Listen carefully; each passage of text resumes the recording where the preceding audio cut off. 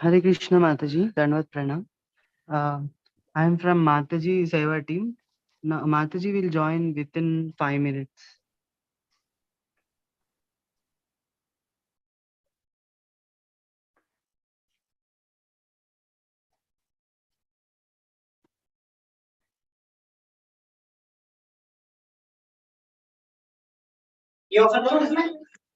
हाँ, प्लेट में डाल लेना मुझे।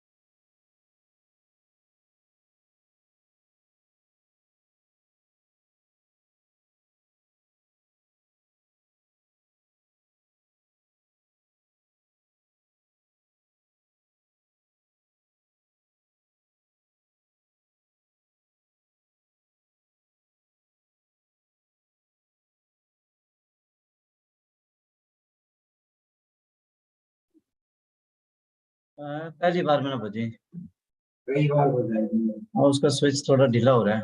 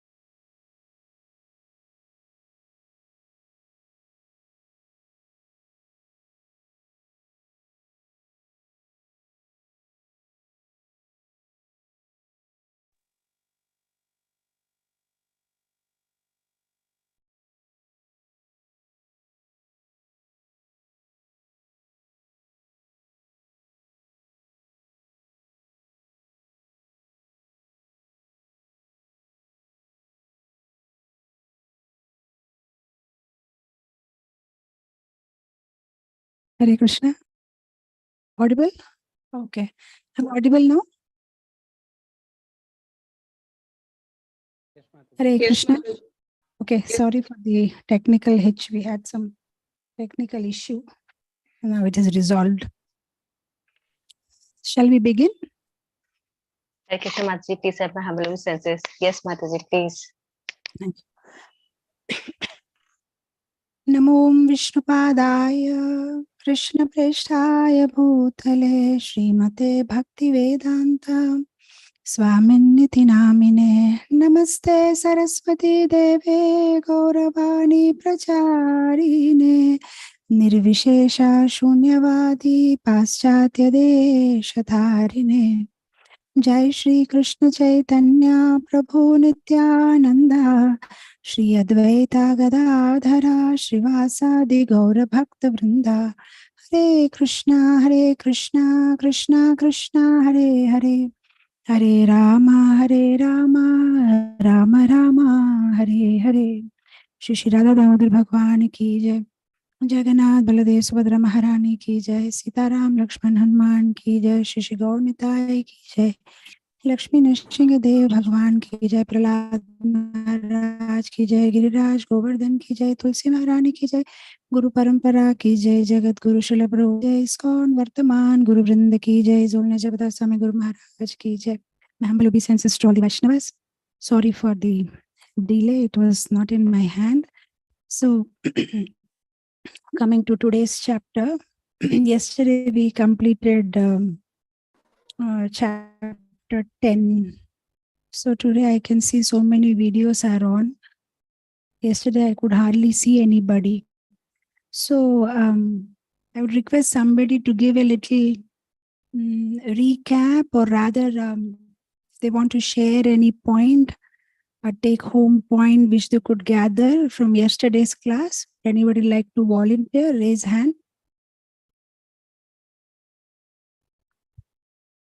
Shyam, can you put it in gallery mode so that I can see them? Yeah, so I see one hand raised. Yeah, please go ahead, Prabhu. Hare Krishna Mataji. So I like very much the concept of Yudhishthira Maharaj being tested when all the sufferings was given to him, and then also tested when all the blessings were given to him. So the way he has behaved, and that was perhaps the question as to how he behaved when everything was with him. So that is for us, Right. whenever we get anything. So how to behave. Yes, Mataji. Thank you. Right. Yeah, that was a wonderful thing. How Krishna tested Yudhishthira by giving him everything, and then he again tested him by taking away everything. And in both the situations, he never compromised on his principles and he sticks to religious duties. Thank you so much, Prabhu. Anybody else wants to share any point from yesterday's class? Hare Krishna Mataji.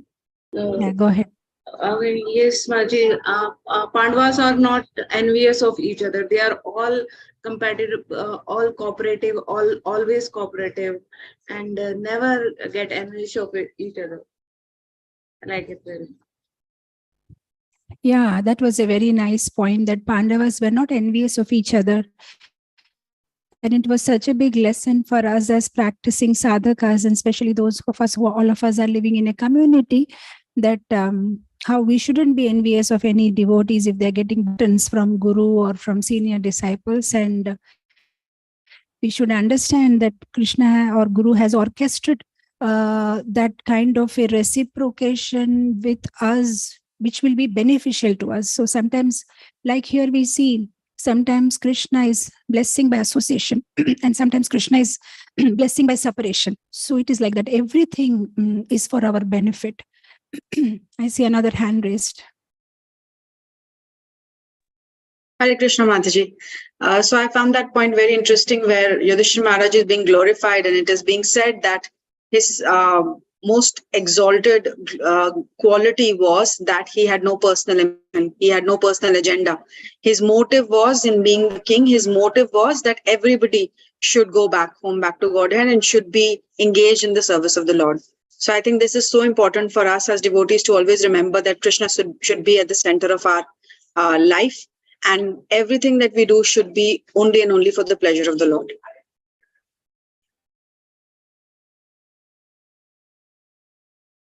Very interesting.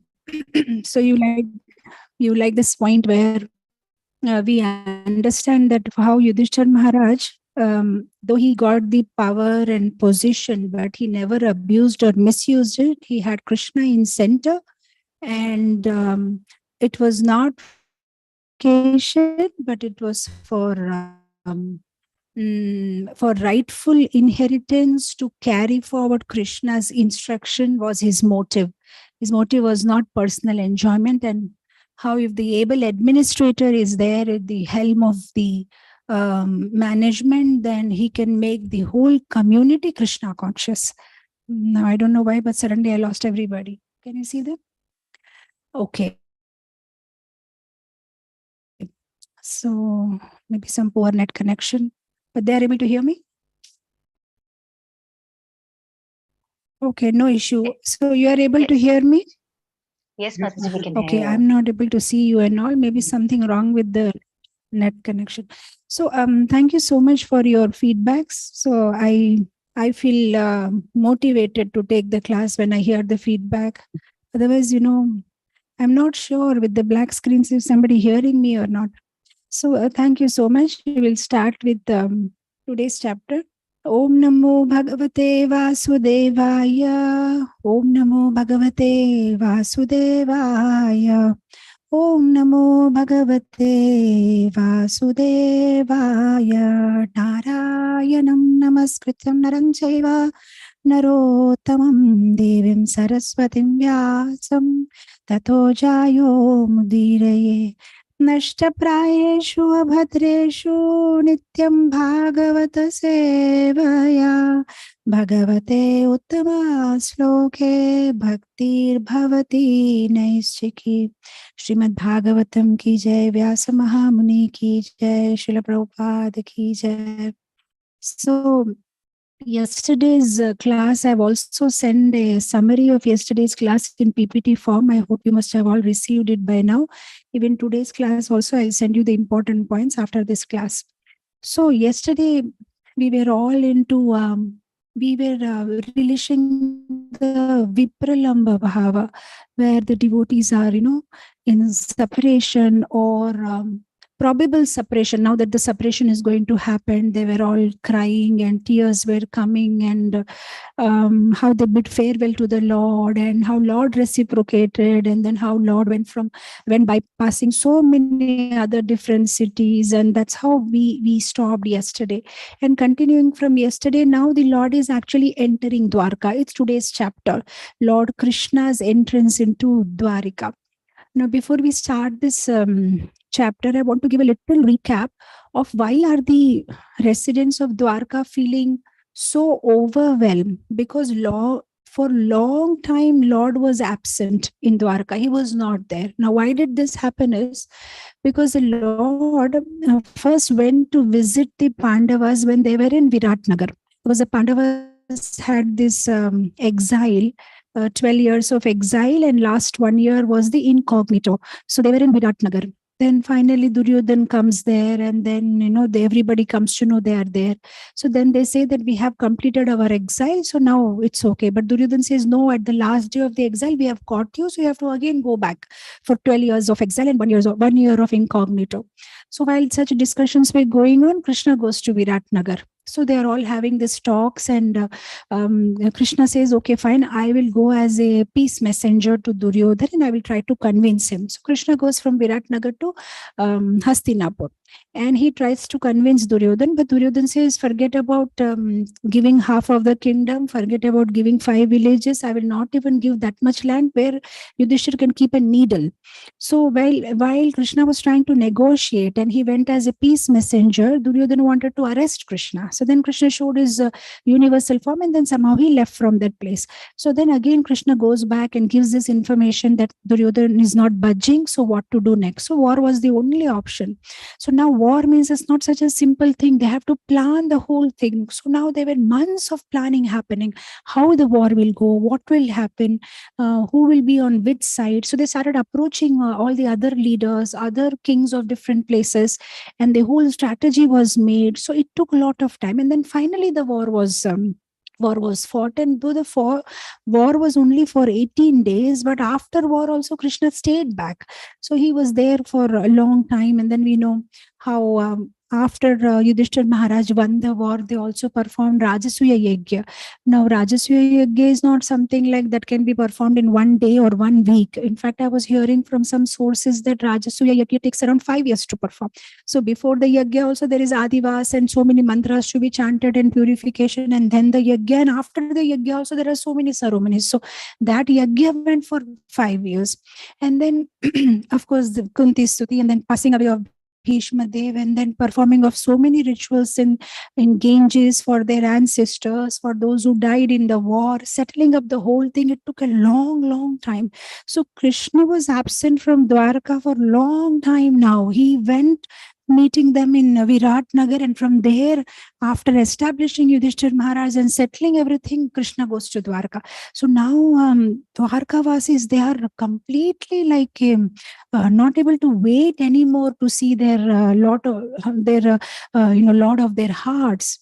Like we see in this Shikshashtakam, there is this verse, Yugayitam Nimishena Chakshusha Pravishayitam Shunyayitam Jagat Sarvam Govinda Virahename. So the devotees of the Lord, even for a second, if they are not able to have Lord's association, they feel that it is you. Millenniums and millenniums of years have passed. So now we can imagine devotees of the Lord who are simply probably connected to the Lord through Lord's katha. Sadhaka Bhakta also feel so much separation. Then what to speak about those who had personal association, those who are related to Lord, how much they must be missing Lord. So here in yesterday's class, we were like, Lord is leaving Hastinapur and they are crying. Now those were the tears of separation. Now here we will see even the Dwarkavasis are crying, but now there are tears of joy come so much, like they're so happy. At the same time, they are unable to control their emotions. So the whole thing is now about the welcome party, how Lord was welcome, how Lord was embraced by them, and what exactly were the feelings of Dwarkavasis, how they offered their choicest prayers, how well they decorated their houses, streets, and how happy they were to receive the Lord. So here there are around 39 verses in this chapter. So from first to 3 verse is about announcement, the Lord will blow the conch shell and there will be an announcement. Yes, the Lord is coming. And then from 4th to 10 is about how the citizens will welcome the Lord. And from verse number 11 to 15, there will be a description about the whole Dwarka city, how it was decorated, how the streets and elephants and horses and rangoli and so many beautiful descriptions. And then from 16 to 23rd verse is about reciprocation, how Lord will also reciprocate back when the way the Dwarka Vasis are welcoming the Lord. And then from the verse number 24 to 27, it will be about Lord's beauty, how beautiful the Lord is, not only his external form, but even inside. He is such a soft-hearted and such a magnanimous heart he has. And then from 28 and 29 verse, it will be about how Lord reciprocate with his mothers in Dwarika. And then from verse number 30 to 35, Lord's dealing with his queens, 16,108 queens, how he will reciprocate with them. And verse number 36 and 39 is about Lord's transcendental character. So now we will go one by one, verse by verse. Starting, we will read few verses, but later we will try to stick to translation to avoid delay. Sutta uvacha anartansa upa vrajya svridhan janapadan swakan tadmo daravaram tesham vishadam samayan iva. Translation. Sutta Goswami said, upon reaching the border of his most prosperous metropolis, known as the country of the Anathas, Dwarka, the Lord sounded his auspicious counsel, heralding his arrival and apparently pacifying the dejection of the inhabitants. So, even before Lord has entered Dwarka, he announces his arrival. Just to please them, he blows the Panchajanya, that is the Lord's conch shell, just to make them happy. See, sometimes when there is a lot of intimate relationship, every moment of separation or every moment of waiting becomes so difficult. I mean, I'm sure we all also experience it on, in our small little way when we are waiting for our Guru Maharaj to arrive or somebody whom we are very attached to. Every moment is, and now we can imagine here the interaction or the dealing is with the Supreme Lord. So how much eagerly they must be waiting. I'm reminded of this pastime in Ramayana when Hanuman goes in search of Sita, and then finally he finds Mother Sita and he gives the ring to Mother Sita. And when he comes back, he's so selective in even announcing that Sita has been found. He does not delay that line also, very selectively he makes that statement. He says, found Sita by me, found Sita by me. So he thinks, if I tell Lord Ram, I have found Mother Sita, it's delaying it. Even that much can the Lord wait? Maybe Lord will be so eager, because by the time I say I have word also, Lord has to wait whether I have found or have not found. What are you going to say? So why to make the Lord wait so much? So the first word, even he does not say Sita has been found, because even if you say Sita has been found or Sita has not been found, again there also there is a delay of 2 words. So that is why he, grammatically he will speak wrong, but just to give pleasure to the Lord, he says found. Okay, who is found? Sita. By me is not so important. Sita has been found is important. So even that much delay he didn't want to cause, because he was worried that Lord may just leave his life, or he may just leave his body. Oh, Sita has been found or not found, So like that, here Lord is thinking that by the time I enter also, their hearts are like, heartbeats have stopped, because they already got message. Krishna has left Hastinapur. He's on his way to Dwarka. So every second and moment is becoming difficult for them to wait. So even before he enters, he blows his conch shell. And the moment he blows his conch shell, everybody who were dejected, looks like suddenly life has come into them and they become so happy. Okay, Lord has come. We can hear his conch shell. Next verse.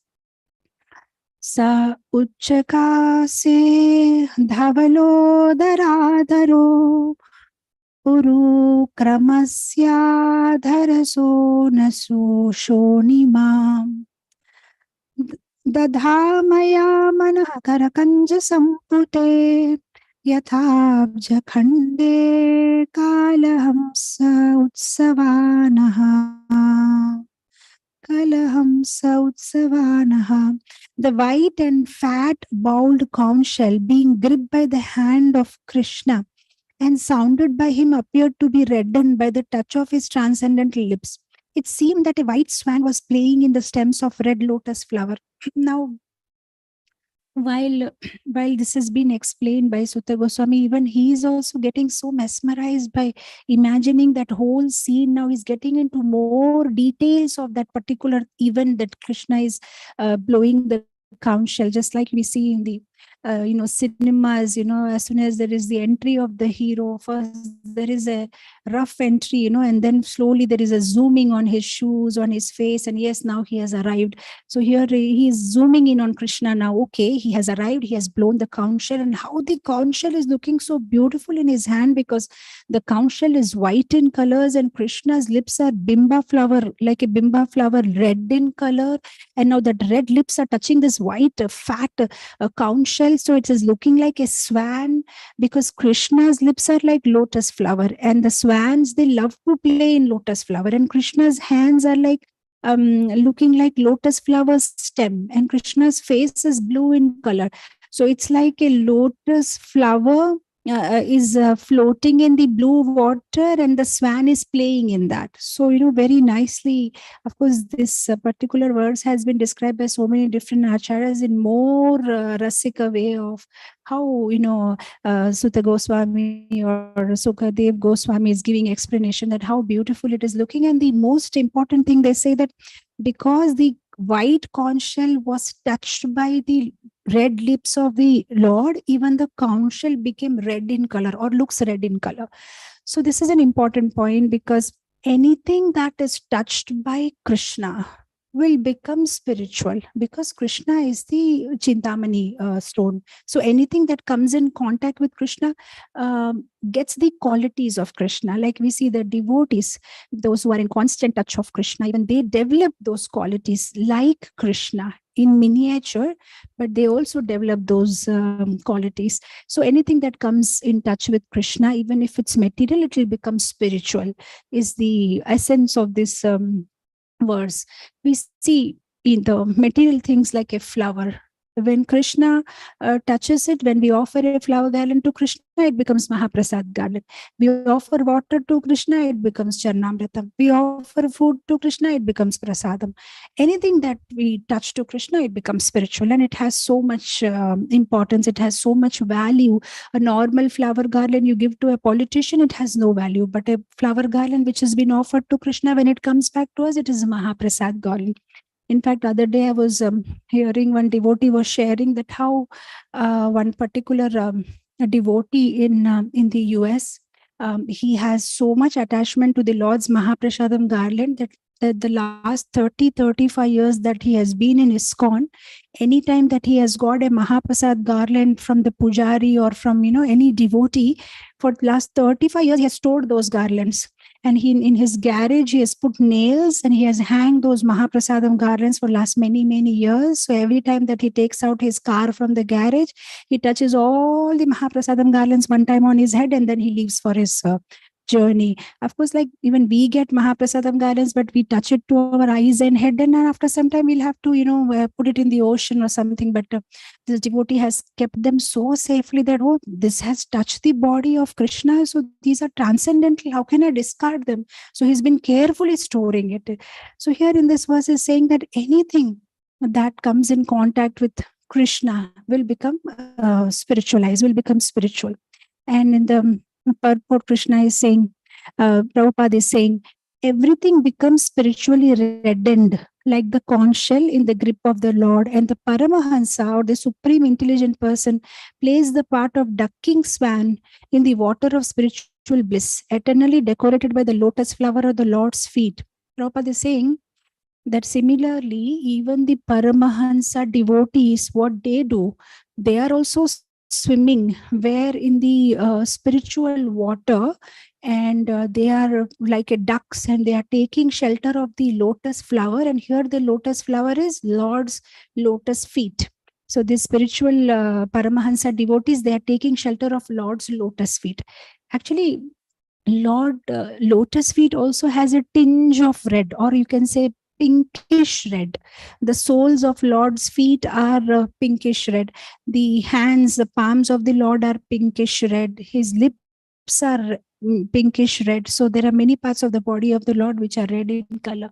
We see it's again confirmed by so many Vaishnava acharyas bhajan. There is this particular bhajan by Vasudev Ghosh where he mentions that yes, Krishna's feet are red in color. There is this line, he says, Gauranga tumi more dayana chadibo. And in that line he says, Apana kariya, make me yours, Ranga charani rakhiyo. Ranga charani means under your red color lotus feet. So even he is mentioning that yes, the sole of your feet are reddish in color. So here Prabhupada is saying that in the purport, that is what the Paramahansa devotees do. They always take shelter of the Lord's lotus feet. That is why we call Prabhupada Prabhupada. Prabhupada means one who takes shelter of the Lord's lotus feet, or rather one who is always found near the feet of the Lord. That's why he's called Prabhupada. on the lotus feet of Prabhu or Lord. He's always there. That is why he's called Prabhupada. We'll go to the next verse. Tam upashrutya ninadam jagad bhaya bhayavaham pratyudhyayu praja sarva bhatra darshanalalasam. So now the citizens of Dwarka, having heard that sound which threatens even the fear personified in the material world, began to run towards him fast, just to have a long desired audience with the Lord, who is the protector of all devotees. So now what happened? As soon as the council is, sound is heard, all the residents of Dwarka, they become eager. They just run. Maybe somebody is eating, he just leaves his and washes hand and runs. Somebody is maybe sleeping, he got up. Maybe somebody is cleaning something, he just left. Somebody is cooking, he just left everything. Everybody, no matter what they're doing, they're all running, and not normally running. They're running fast. They just want to immediately see Krishna. They don't want to wait even for a minute. And one nice thing said here is that the sound of the conch shell is so loud that it causes fear, But of course, for devotees, that sound is, not fearful. That sound is more like protective. When they hear the sound, they feel so protective. Yes, our Lord is here. Just like to give a material example to this, when a policeman is walking around in a garden or somewhere, the law-abiding citizens will feel protective. Oh, the policeman is here, nothing to worry. But a criminal, when they see policeman, they'll be afraid, oh, why is he here? Better to hide somewhere. So those who are devotees, when they hear that sound, they feel, yes, our protector is here. They feel safe. But those who are not devotees, or they are afraid of hearing that sound, such loud, tumultuous sound, So here it says that that sound which threatens the fear personified in the material world. Actually, for devotee, there is no fear in this world, because the devotee knows everything is happening according to Krishna's plan. Now, I'm reminded of this story. There was this newly wedded couple. So when they are newly wedded, so many people will invite them for lunch and dinner and all. So they were regularly going to one place to another, and they had to travel in the boat, go on the other side, and attend to those lunch and dinners. So while they were traveling in the boat, it suddenly started raining very heavily, and there was thunder and lightning, and the whole boat was shaking. So this man was very coolly sitting. So his newly wedded wife asked that, how come you are so cool? And, how come you are not feeling restless or afraid? How come you are so cool? So he did not reply. He took out a knife from his pocket, and he immediately put the knife on his wife's neck. And then his wife was motionless. So her husband asked that, are you not afraid? I'm showing you this knife. He said, why should I be afraid of you? You are my protector. You're not going to hurt me. So similarly, the husband said that similarly, as you are not afraid when the knife is in my hand, because I'm your protector, even I'm not afraid, because I know that Lord Krishna is always protecting me. The world is in Krishna's hand. Even if things are not in our control, things are always under Krishna's control. So I'm not afraid. So the devotee of the Lord, he is not afraid. In every circumstance, he knows that Lord is his well-wisher and Lord is going to protect him. There is this another pastime of a devotee called Ananta Acharya in the Sri Vaishnava Sampradaya. He is the one who had started this beautiful garden at Tirupati Dham on the hills. So once, Ananta Acharya was such an exalted devotee that he used to have directly talking with Balaji. The deity used to talk to him on regular basis. So once it so happened that Ananta Acharya's service was to pluck flowers and make garland for the Lord. So once when he went to pluck the flowers, a snake bite him. But he didn't bother about it, and then he started making a garland. And when he went to present the garland to the Lord jokingly asked him, the Lord said, hey Ananta, I heard that today morning you were bitten by a snake. So how is your health now? So Ananta said, which snake?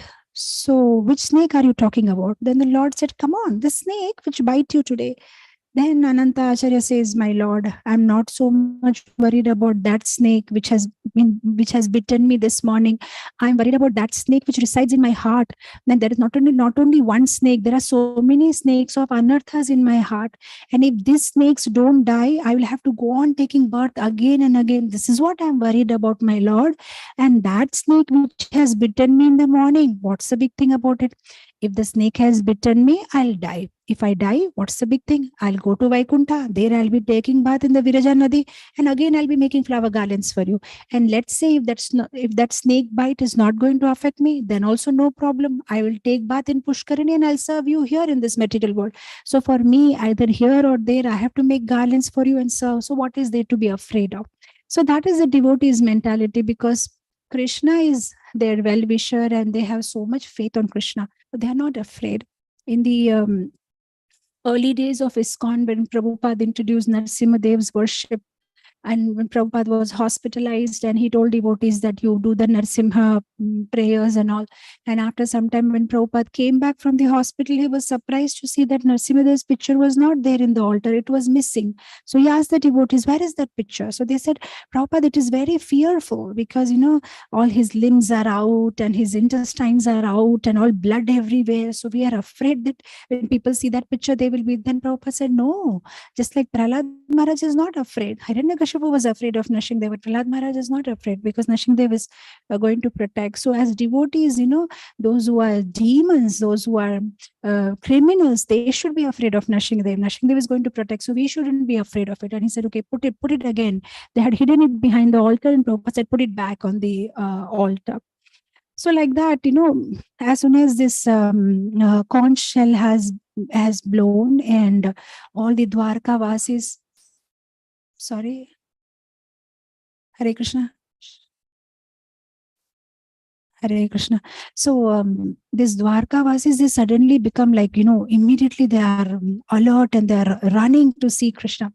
And in the purport, Prabhupada is also mentioning about the gopis. He says on the third line, just as the gopis at Vrindavan used to think of Krishna while he was away from the village for cowherding engagements, the citizens of Dwarka were also immersed in thought of the Lord while he was away from Dwarka to attend the battle of Kurukshetra. So actually they were separated from Lord, but they were not separated from the Lord because they were in constant association of the Lord by remembrance of the Lord. So even for a second, they have not forgotten the Lord. The Lord is all the time in their memory, just like the gopis. Even when Lord went out for grazing with to take the cows for grazing, they were continuously remembering the Lord. But at the same time, when the Lord was physically present in front of them, they were so eager to see him. In fact, we know this one verse in Gopi Geet, where the gopis say, Atati yad bhavangani kananam truti yugayate twam apashyatam kutila kuntalam Shri Mukham Chate Jada Udikshata Pakshma Kritrisham. They call Brahma as Jada. He's Jada. There's no brains because he has given these eyes which blink. So if the eyes are blinking when Krishna is right in front of us, what is the use? That much time we are not able to see Krishna when the eyes blink. So this Brahma has no brain. What kind of eyes he has created? So they were so eager to see Krishna. So similarly, the Dwarka Vasis also, they were so eager to see Krishna. Though they are constantly remembering Krishna, talking about Krishna, hearing messages about Krishna, and they're having those paraphernalias which were used by Krishna lying everywhere, but they were still constantly hankering to see him. So here there's another interesting point. Prabhupada says that we may feel right that okay, Dwarkavasis, they could hear the conch shell of Krishna, the sound of Krishna. How are we are not having that much fortune to hear. But Prabhupada says that in Kali Yuga, the conch shell sound of Krishna is in the form of the holy name. Hare Krishna, Krishna Krishna, Hare Hare, Hare Rama, Rama Rama, Hare Hare. So in Kali Yuga, this is the Shankanada of Krishna, So just like the conch shell drew away all the fear in the heart of the devotees, and they were so happy that our protector has come. Similarly, in Kali Yuga, when we chant Hare Krishna, then we can be confident that we are under the protection of the Lord. When we hear that sound, even our consciousness gets awakened, like this bhajan, right? Jiva jago, Gaura Chanda bole, Kota nidra jago, Maya pisachina kole. Actually, we are all sleeping in the laps of Maya Devi, and she's making us sleep and giving us so many allurement, giving us so many pacifiers and making us forget Krishna. But when we hear this sound, Shankhanada of Krishna, of Hare Krishna Mahamantra, then immediately our consciousness gets awakened. Oh, what am I doing? This is not my real identity. So this is what Prabhupada talks about. And he says that we should take advantage of it. But there is a beautiful bhajan of Bhakti Vinod Thakur. He says, Kali Yuga Pavana, Kali Bhayanashana, Jai Sachinandana, Gaura Hari. Said, sing, sing, sing. Kali Yuga Pavana, Kali Bhayanashana, Sri Sachinandana, Gao He. Sing, sing the names of Lord Chaitanya. It will make our lives purified, and it will remove all kind of bhaya in this Kali Yuga. So here the citizens of Dwarka, they are so happy. They are like, all the citizens of Dwarka awoke from a state of slumber because of the sunrise of Krishna. They all hastened towards him just to have an audience. The devotee of the Lord knows no one else but as his protector. Actually, this serving Lord in separation is a highest form of devotional service. We see in the Ramayana also. Whereas Bharat Maharaj and Lakshman both are glorified, but the Acharyas glorify Bharat Maharaj a little more, because they say Lakshman was able to constantly see the Lord and serve and touch and feed him and look at his smile and reciprocation. But Bharat Maharaj for 14 years, he had served the Lord so sincerely. In fact, Bharat Maharaj, he didn't even go back to Ayodhya. He was staying in a place called Nandigram, which is in the outskirts of Ayodhya. A couple of years ago, we had an opportunity when I was submitting my PhD paper in one of those universities there. I had an opportunity to go to Ayodhya and in all those places in Nandigram. And one devotee was sharing something so amazing. The local devotee there in Nandigram, he said, Bharat Maharaj, he was not even sleeping in the ground because he thought that my Lord Sri Ram, during his Vanavas, he is sleeping on the ground. So if I also sleep on the ground, I'll be sleeping equal to him. So how I can sleep on the ground? So he dug a hole and he was sleeping under that, inside, that I don't want to sleep equally. And he was also wearing those barks, and he was also, eating those roots, and, he was living such a simple life, and he was submitting all the annual reports to the Paduka of the Lord. So that was his mood. And in separation of the Lord, he was remembering the Lord constantly and serving him. So that is the highest form of seva. So here now these devotees, they become very happy and they're all running fast to go and see him now that they have heard the conch shell. We'll go to the next verse. Tatropanita balayore deepam ivadrita atma ramam purnakamam nijalabhena nityada priti utpula mukha prakur harshagat gadaya gira pitaram sarvasu hridam avitaram ivarbhaka. So here the citizens arrived before the Lord with their respective presentations, offering them to fully satisfy and self-sufficient one, who by his own potency incessantly supplies others. These presentations were like the offering of a lamp to the sun. Yet the citizens began to speak in ecstatic language to receive the Lord, just as wards welcome their guardian and father. So now the conch shell has been heard, and now they all ran and they came in front of Krishna. And when they came in front of Krishna, out of that ecstasy, because they're finally seeing the one whom they love so much, voice is not coming out, what to speak. And even when they're speaking also, it's like a stammering, faltering. Sometimes it happens to us also in our spiritual lives when we right in front of a, of a sannyasi or our guru or somebody, and right in when we, many times devotees there, especially I see during initiations, when Guru Maharaj asks them, okay, come on, what are the 4 principles? Now the devotee has been practicing for 15 years also. No, what is that? Meat eating, what? They'll be completely confused and we're like, what is this? Why are you, that 4 principles you're not able to, but they are so overwhelmed by such close proximity, sitting right next to their guru, and the simple words also don't come out, which they know very well. They cannot, say those words. I remember when I took initiation, it was in the year 97, 98 in Atlanta. And I was a young girl, and I was very proud that I know everything, whatever Guru. And those days, it was not that, initiation was not like counselors will take interview or somebody. There was an interview directly from Guru Maharaj only. He will directly ask you questions. And I was super confident that, I've been giving classes in summer camp, and what will he ask me? I'll answer everything flawlessly. And I entered and I was expecting that he'll ask me something, and I'll answer. And he asked me simple things like, do you know the Tilak mantra? And I said, yeah. And said, okay, come on, tell me. So, as by heart, I started quickly telling him. And then he started asking me in between, no, but what is here? But what is here? But what is here? And then completely I got confused. And then he said, you don't even know Tilak mantras, how I should give you initiation? I was completely embarrassed. No, I know the Tilak mantras. I'm doing it every day.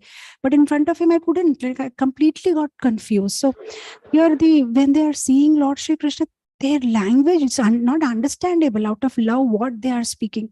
And they've brought number of gifts. If somebody is a textile owner, he's bought some clothes for Krishna, and somebody's bought some jewelry from Krishna, and somebody's bought some preparations, and somebody has bought some pots of. So everybody is trying to give some gift to Krishna. And here there is one word he used. He said, Krishna is Atmaram. Purnakam. He doesn't need anything. He's fully satisfied in himself. So he's not that he's hankering for the gift. But giving gift to somebody is not that when you give a gift to somebody, that person doesn't have it. It's a way to express your love, that you want to give something to a person. Like, oh, yes, I remember you and I brought something for you.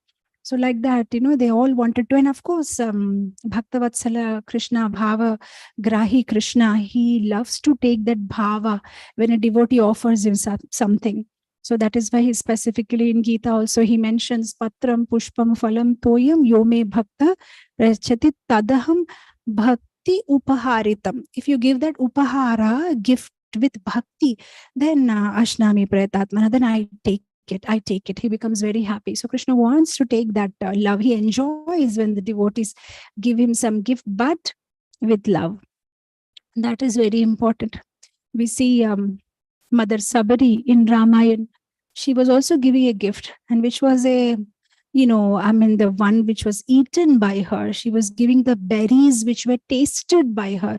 But still Lord accepted it because of the love content of the berries, even though they were tasted by her and it's not an etiquette. But still Lord accepted because that had love. And sometimes we may offer the best of the fruits, the costliest of the fruits, maybe exported or imported from somewhere. But still, if the bhava is missing, Lord may not accept it.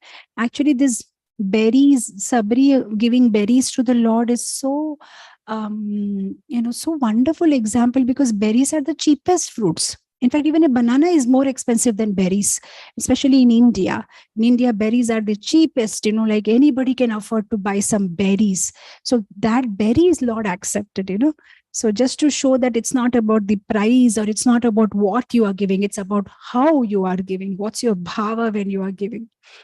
So here, they are so happy, and it's like there is one very nice line here, says that these presents were like offering a lamp to the sun. If the Sakshat sun is right in front of you, and if you offer a lamp to the sun, it's so funny. The sun himself is the source of all light. So it's like taking some water from Ganga and offering it to Ganga Devi. So this is what they are doing. But still, Lord is very happy because of their bhava. If the bhava is not good, Lord doesn't take that gift, even if that gift may be very expensive. Like we see in the Krishna Leela, the pastime of Syamantaka Jewel. Syamantaka Jewel, when Satrajit was wearing the Syamantaka money in his neck and then moving around, and he didn't want to give it to Krishna. He was so proud of it. But finally it so happened that his brother wore it, and he went to the forest and he got killed by a tiger, and then he blamed it on Krishna. Then finally Krishna went inside the forest, and then he got this Shamantaka money from Jambavan. And when he brought it from Jambavan and gave it back to Satrajit, now out of embarrassment, because Satrajit had given such a big allegation that the Lord had stolen the Shamantaka jewel, out of embarrassment, just to make the Lord happy, he said, okay, now I'll give my daughter Satyabhama to you, and also this jewel as a gift. You take it. But Krishna didn't take that gift because he was not happy, because it was not given with bhava. It was just like a formality sake. And Krishna says, I don't want it, you keep it. And because Satrajit kept it, later on he was murdered because of that Shamantaka jewel. Even when Krishna went as a messenger to Hastinapur, Duryodhan had invited Krishna for a feast. Krishna never went there, but he went to Vidura's house, and Vidura's wife was so overwhelmed on seeing Krishna. She was so happy that instead of giving Krishna banana, she was giving the banana peels to Krishna, because she was peeling the banana, and her eyes were constantly looking at Krishna, and she was so ecstatic that she was throwing the bananas in the dustbin and giving the peels to Krishna, and Krishna was happily eating those peels. So it proves that it's not about what you give, it's about how you give. So these devotees of Dwarka, they came running and they bought all kinds of gifts for Krishna, and Krishna was accepting them very happily. And then there is one more line, says that they were receiving the Lord just as the wards welcome their guardian and father. So, I have experienced this. I run a school in Vishakhapatnam. It's called Divine Touch. And, at 1:30, it's a half-day school. And at 1:30, when the bell rings and the gate of the school opens and the parents are all waiting outside, and you should see the way the children run to their parents. Their eyes are looking for their father or mother, and their father and mother are also looking for them. Though all children are in the same uniform, their eyes are searching for their child. And that moment is so beautiful. The way they will run with their bag and water bottle, and they'll jump and climb on their father's lap, and the father's shoulder. And immediately the father gives them a hug, and that's such a beautiful scene to see. So here he's giving the same example. Sukhdev Goswami is saying that just like a child runs to their father, like that the Dwarka Vasis were running to Krishna. They just want to embrace him, touch his feet, look at him. They were so happy. And Krishna is self-sufficient and fully satisfied. He doesn't need our gifts, but still if we give him gift, we are the one who are purified. Just like, see, Lord will accept everybody's service, small or big, everybody's gift, small or big. We see in Ramayana also, the elephants were bringing big trees. Hanuman was bringing big mountains to build the bridge to Lanka. And the squirrel was bringing little mud, not even bringing it actually. The squirrel was dipping, in the water, coming out and rolling in the sand, and then again standing on the bridge and then shedding those sand particles out. And Rama was so happy with the service. So the whole point is, Lord becomes happy because of that loving service by the devotee, and he reciprocates. So in the purport, it is written that Lord is all cognizant, he is all blissful. And see, we cannot cheat the Lord.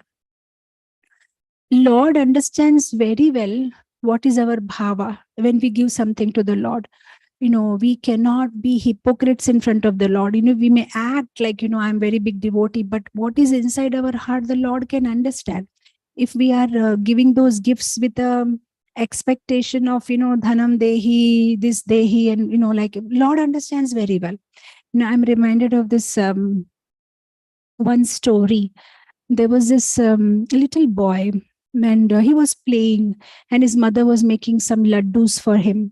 And suddenly, the boy, while playing with the ball, he trips and falls down,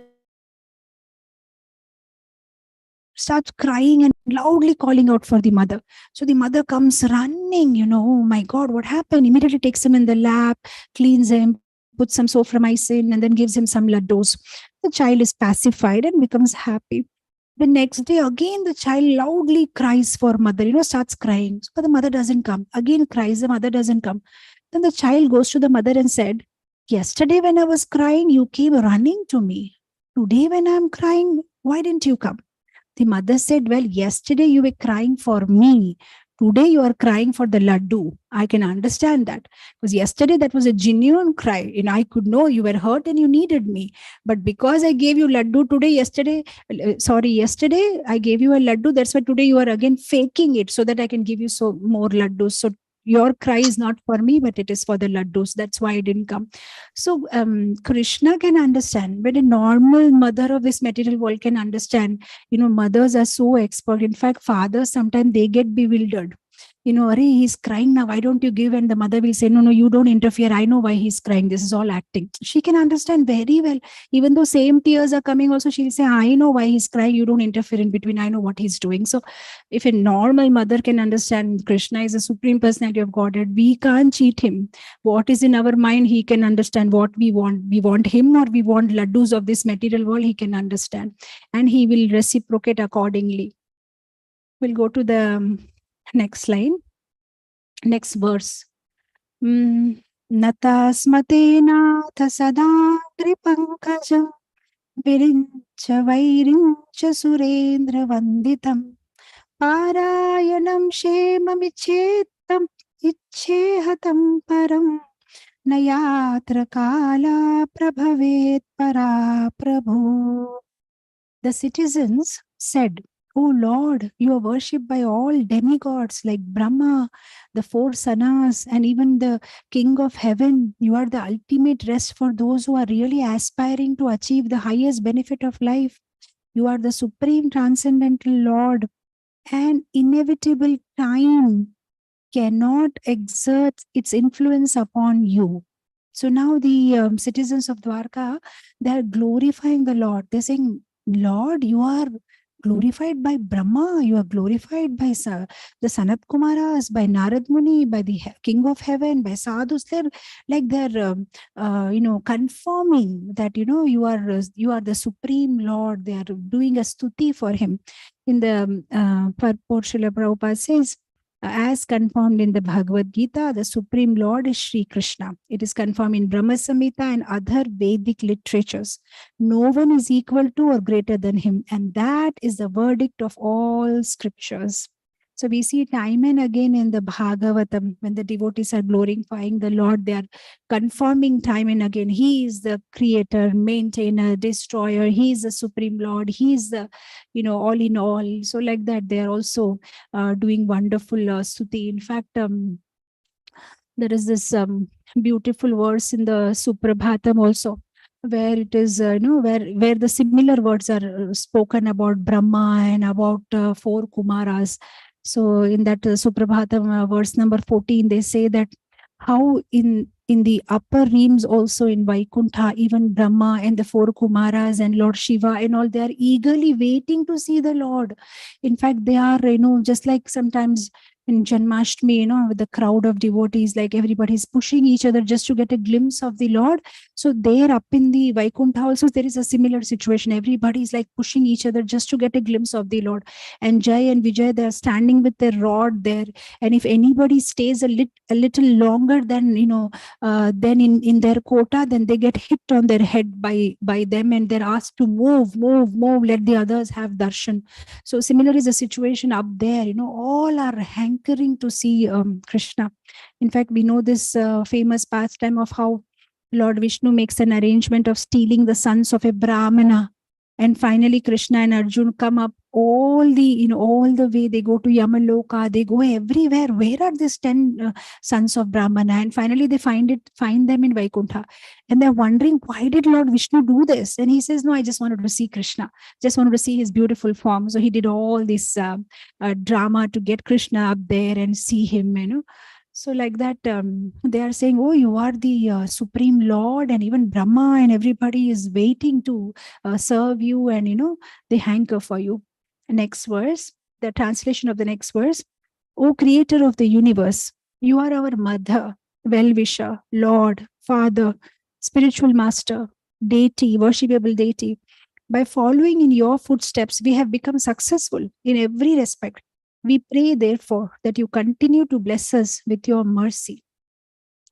So beautifully, they're saying, oh Krishna, you are our father, you are our mother, you are our spiritual master, you are our well-wisher, you are our deity, you are everything. Just like this bhajan of Bhakti Vinod Thakur. It says, Manasa deho geho jo kichu more arpilu tua pade Nanda Kishore, Manasa, Deho, Geho, whatever, my house, my family, everything is yours. Maro Bira Kobi Joi Cha Tohara Nitya Dasa Prati Toha Adhikar. You have full rights on me. You are everything to us. That's what Bhakti Vinod Thakur says in the bhajan. So the Dwarka Vasis are saying, oh, you are our everything.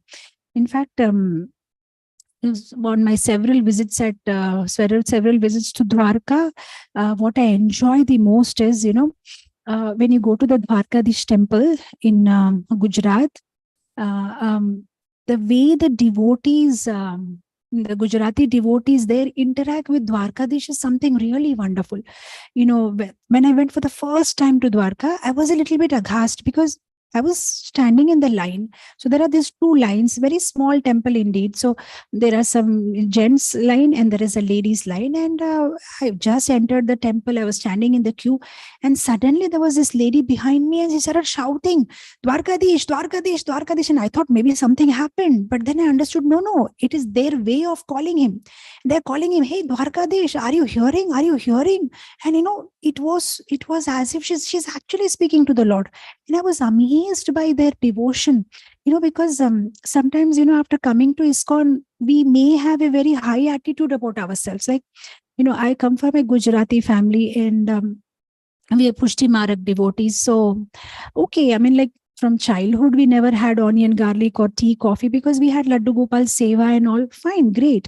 But, after coming to ISKCON, there was somewhere maybe a superiority complex somewhere in my heart that, okay, Gujaratis are okay, everybody's devotee, but Prabhupada has given us, we have that knowledge and that the preaching movement and that, being conscious about soul and body, and we follow so many, rules. I mean, somewhere it must be there in my subconscious mind. And when I'm in this queue in Dwarkadish, these ladies are pushing and, my dirty mind, I was thinking in my mind, the way they are pushing, no Vaishnav etiquette, why they should push, so many things are going in my mind, and that superiority complex that Prabhupada has taught us, Trinadapi Sunichena, we should be humble, and I'm never going to push them, and even if somebody are pushing and going away, and so many things. But the way that lady interacted with the Lord, immediately all my pride was shattered. Okay, what devotion do we have? Okay, they may not have etiquette like us, and they may not be big, reading big books or philosophy, but such amazing relationship they have with the Lord. She was not bothered about who thinks what. She was talking to the deity. That's it. She was complaining to him. You know what happened? You know what happened? She was shouting on Dwarkadish. Dwarkadish, Dwarkadish, are you hearing me? Are you hearing me? I was completely like, embarrassed about my own thinking, that I was thinking that I'm so sober and, look the way they are behaving and all, but they don't care who thinks what. Their mind is not about what people are thinking. They are only looking at the Lord, and they don't care what you think about them or what she will think about them. They are directly looking at the Lord and talking to the Lord. And I was like, like a slap on my face, and I understood, my God, should not judge anybody by their external behavior or something like that. We don't know what level of relationship they have with the Lord. So, what these people are saying here, the Dwarka Vasis, oh, you are my mother and father. Actually, literally, we can see that even in present day Dwarka Vasis, the way they talk to the Lord, for them, he is the king of that place, and they feel that it is his duty to protect them. It's not that he's doing a favor to them. They feel it is their right to ask him, did you hear what happened in my house yesterday? Are you sleeping? Can't you sort out this problem? Like, this is the way they talk to him. What are you doing? This is what has happened to me yesterday. And I was amazed, So here the devotees, the Dwarkavasis are saying, oh, you are everything to us, my Lord. So we'll go to the next verse. Translation. Oh, it is our good luck that we have come again today under your protection by your presence. For your Lordship rarely visits even the denizens of heaven. Now it is possible for us to look into your smiling face, which is full of affectionate glances. We can now see your transcendental form, full of all auspiciousness. So now they are saying that, oh, what good fortune. We are directly standing in front of you and we are seeing you and we can see your smile. Oh, what a good fortune it is. And we are able to see your affectionate glances on us. And it's not that easy to get your audience. Even the people in the heavenly planets also, you rarely go and visit them. So it's such a good fortune today that now we are directly there in your presence. So it's such an amazing feeling. And especially I like the word here they use, aho sanatha. Sanatha is, they are anatha, but now since Krishna has come back, they are sanatha. Oh, our Lord has come, our protector has come. So they are very happy that all the while we missed you, but you are back now. So now we are sanatha, we are no more anatha, our Lord has come back. So they are so happy. Go to the next verse, text number 9, translation. O lotus-eyed Lord, whenever you go away to Mathura, Vrindavan or Hastinapur to meet your friends and relatives, every moment of your absence seems like a million years. O infallible one, at that time our eyes become useless, as if bereft of sun. So here it says, Kurun Madhumba. Kurun is Hastinapur. Madhum is Mathura and Va, Vrindavan. So here they are in a little bit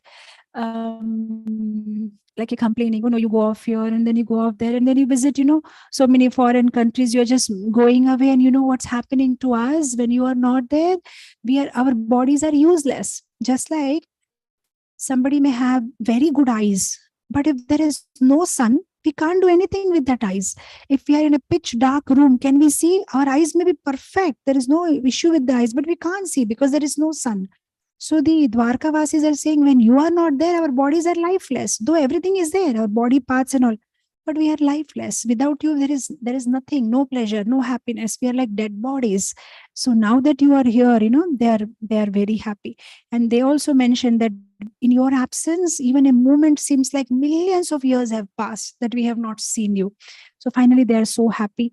In the purport, Srila Prabhupada says, as long as the sunshine is there, our eyes are useful. But in the absence of sunshine, the eyes are useless. Lord Krishna, the supreme truth, is compared to sun. Without him, all our knowledge is either false or partial. So it is like this. See, even in this material world, so many times we have seen these examples, sometimes a couple, husband and wife, if they're very attached to each other, sometimes if the husband dies, within 3-4 months, the wife will also die out of so much attachment. Even if she may be healthy, no problem, but just cannot tolerate that separation. So even the normal people of this material world can have that high degree of attachment. Then what to speak about this Dwarkavasis, when they are saying something like this, that in your absence, one moment seems like millions of years. They are not saying it just to cause a poetry or to give some alankar, beautification of their statements that they are making, or to impress the Lord. They actually mean it. They're really feeling like that, as if millions of years have passed. See, even in this normal world, we get so attached to people. Even if a child goes to America for studying or somewhere, after some time you get a phone call just to hear that hello, immediately the mothers will start crying. That just that word hello itself makes them cry. Actually, in this material world, we are attracted to our brother, sister, mother, father, or parents, or children, or wife. But actually, that attraction is also because of presence of Krishna in them. Because that attraction is because of the presence of soul inside them. And that soul is part and parcel of Krishna. No matter how beautiful the body is, if you remove the soul and after that you keep the body in front of the person, you don't have any feelings. In fact, even if somebody is your loved one, the moment the soul leaves the body, you start feeling afraid of that dead body. You may be just crying one moment that your wife has left you or mother has left. And after that, you are like, please take the dead body, finish up the rites. In the night, you don't want to even sleep in that room with that dead body. And just a couple of hours ago, you were so attached to that particular body, but now that soul is missing. So the whole attraction is because of the spirit soul. And that spirit soul is attractive because it is part and parcel of Krishna. So imagine that some spark, something that comes from Krishna is also so attractive. Then how much attractive must be Krishna? And whom they are seeing mukha-mukhi, face to face. The Krishna is standing in front of them. What must be happening to them? So they are trembling and shivering in ecstasy, seeing the Lord. They're so happy. Next verse number 10, translation. O Master, if you live abroad all the time, then we cannot look at your attractive face, whose smile vanquish all our sufferings. How can we exist without your presence?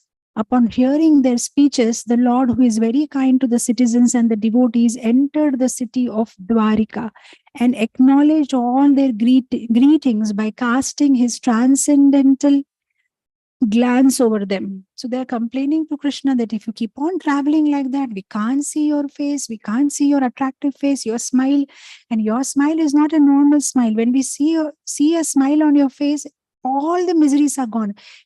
Everything is vanquished. We immediately become so happy.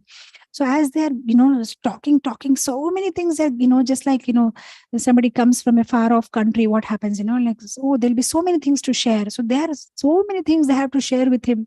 And as he's walking and hearing and glancing and responding and looking and smiling, okay.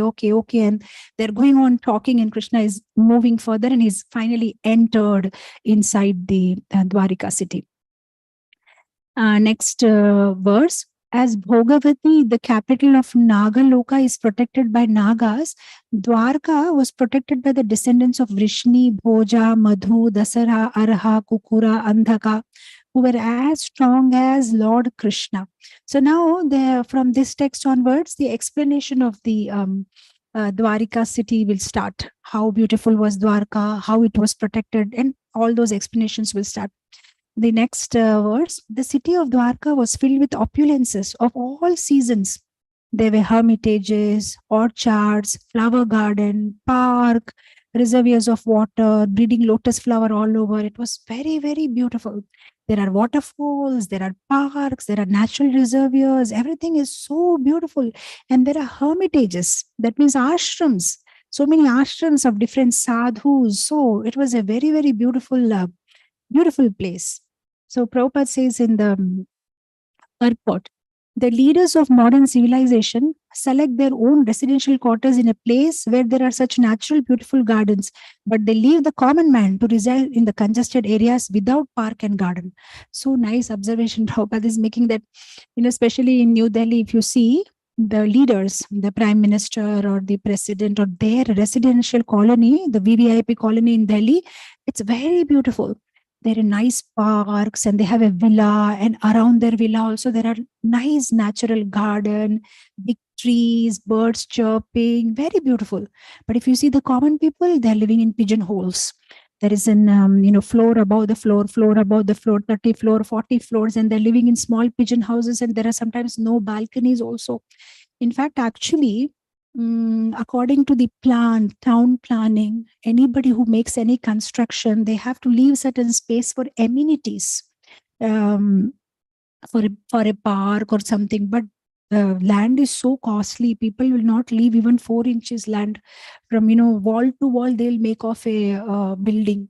So as a result, there are no parks, there is no beautification, and because there are no trees and no plants, there is no oxygen, and simply this carbon dioxide and carbon monoxide is released, and because of that there is pollution, and people are suffering. So Prabhupada is talking at length, he's saying that what is this? Advancement of civilization is estimated not on the growth of mills and factories to deteriorate the finer instincts of human beings.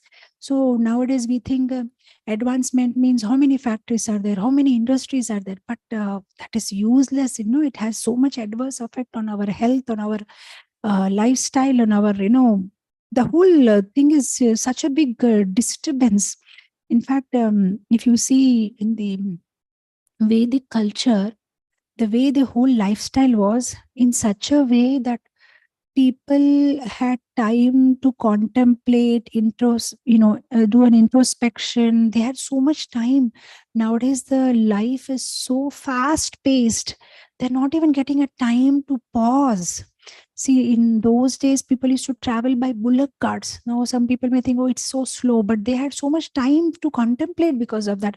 Forget about bullock carts, even trains are, better than aircrafts nowadays. At least in train, I remember as children we used to enjoy those green pastures and see so many houses on the way. But now traveling in flights is hardly any pleasure.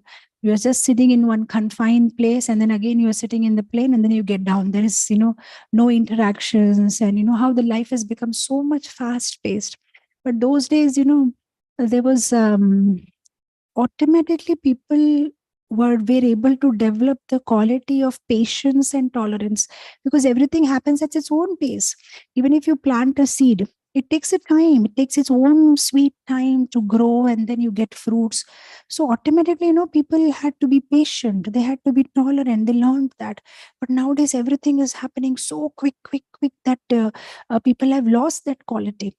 I remember what happened a couple of years ago, somebody was telling that nowadays this 2 hours lecture nobody can hear.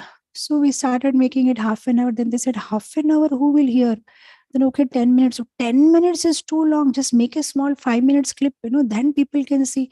So recently some devotee was telling me that, Mataji, 5 minutes clip, 5 minutes nobody can see. That is too long. Then I said, really? He said, yeah, 29 seconds, Mataji. More than that cannot. And I was amazed. My God, people's attention span, even that much time they don't have. In 29 seconds, you have to give your message.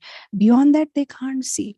But in those days, the life was so beautiful, and it was not I-centered. The life was we-centered. There was a family. There was such a beautiful arrangement.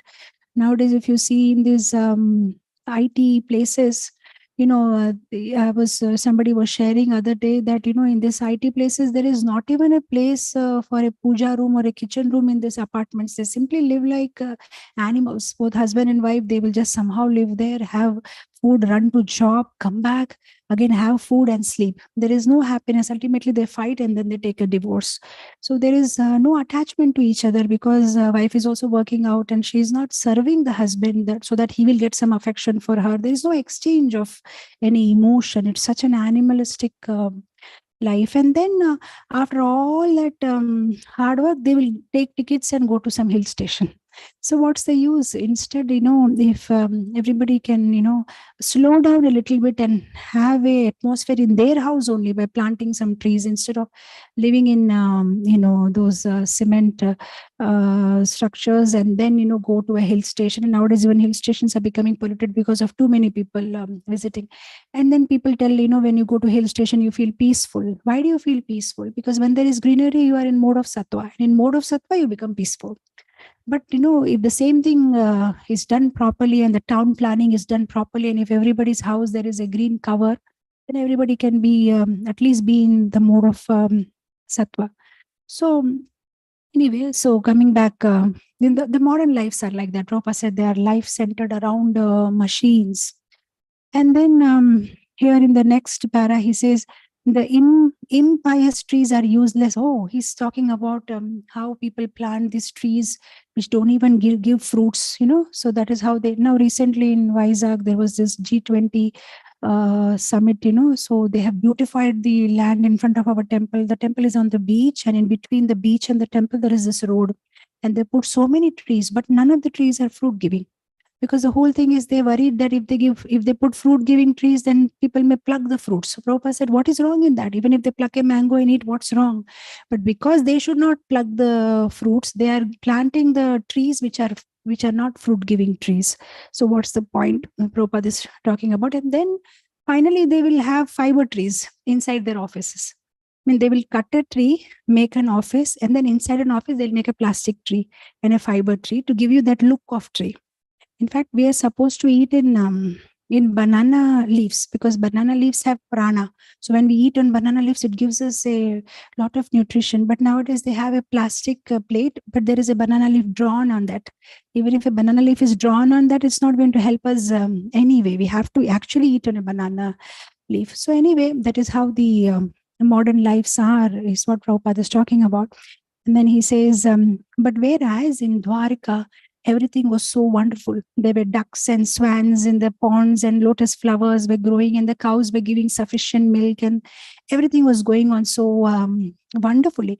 In fact, yesterday also, we discussed at length about mother cow. I'm reminded of this very beautiful story. I'll share one story about mother cow. Once it so happened, there was this fisherman, and he was, as usual, he was fishing.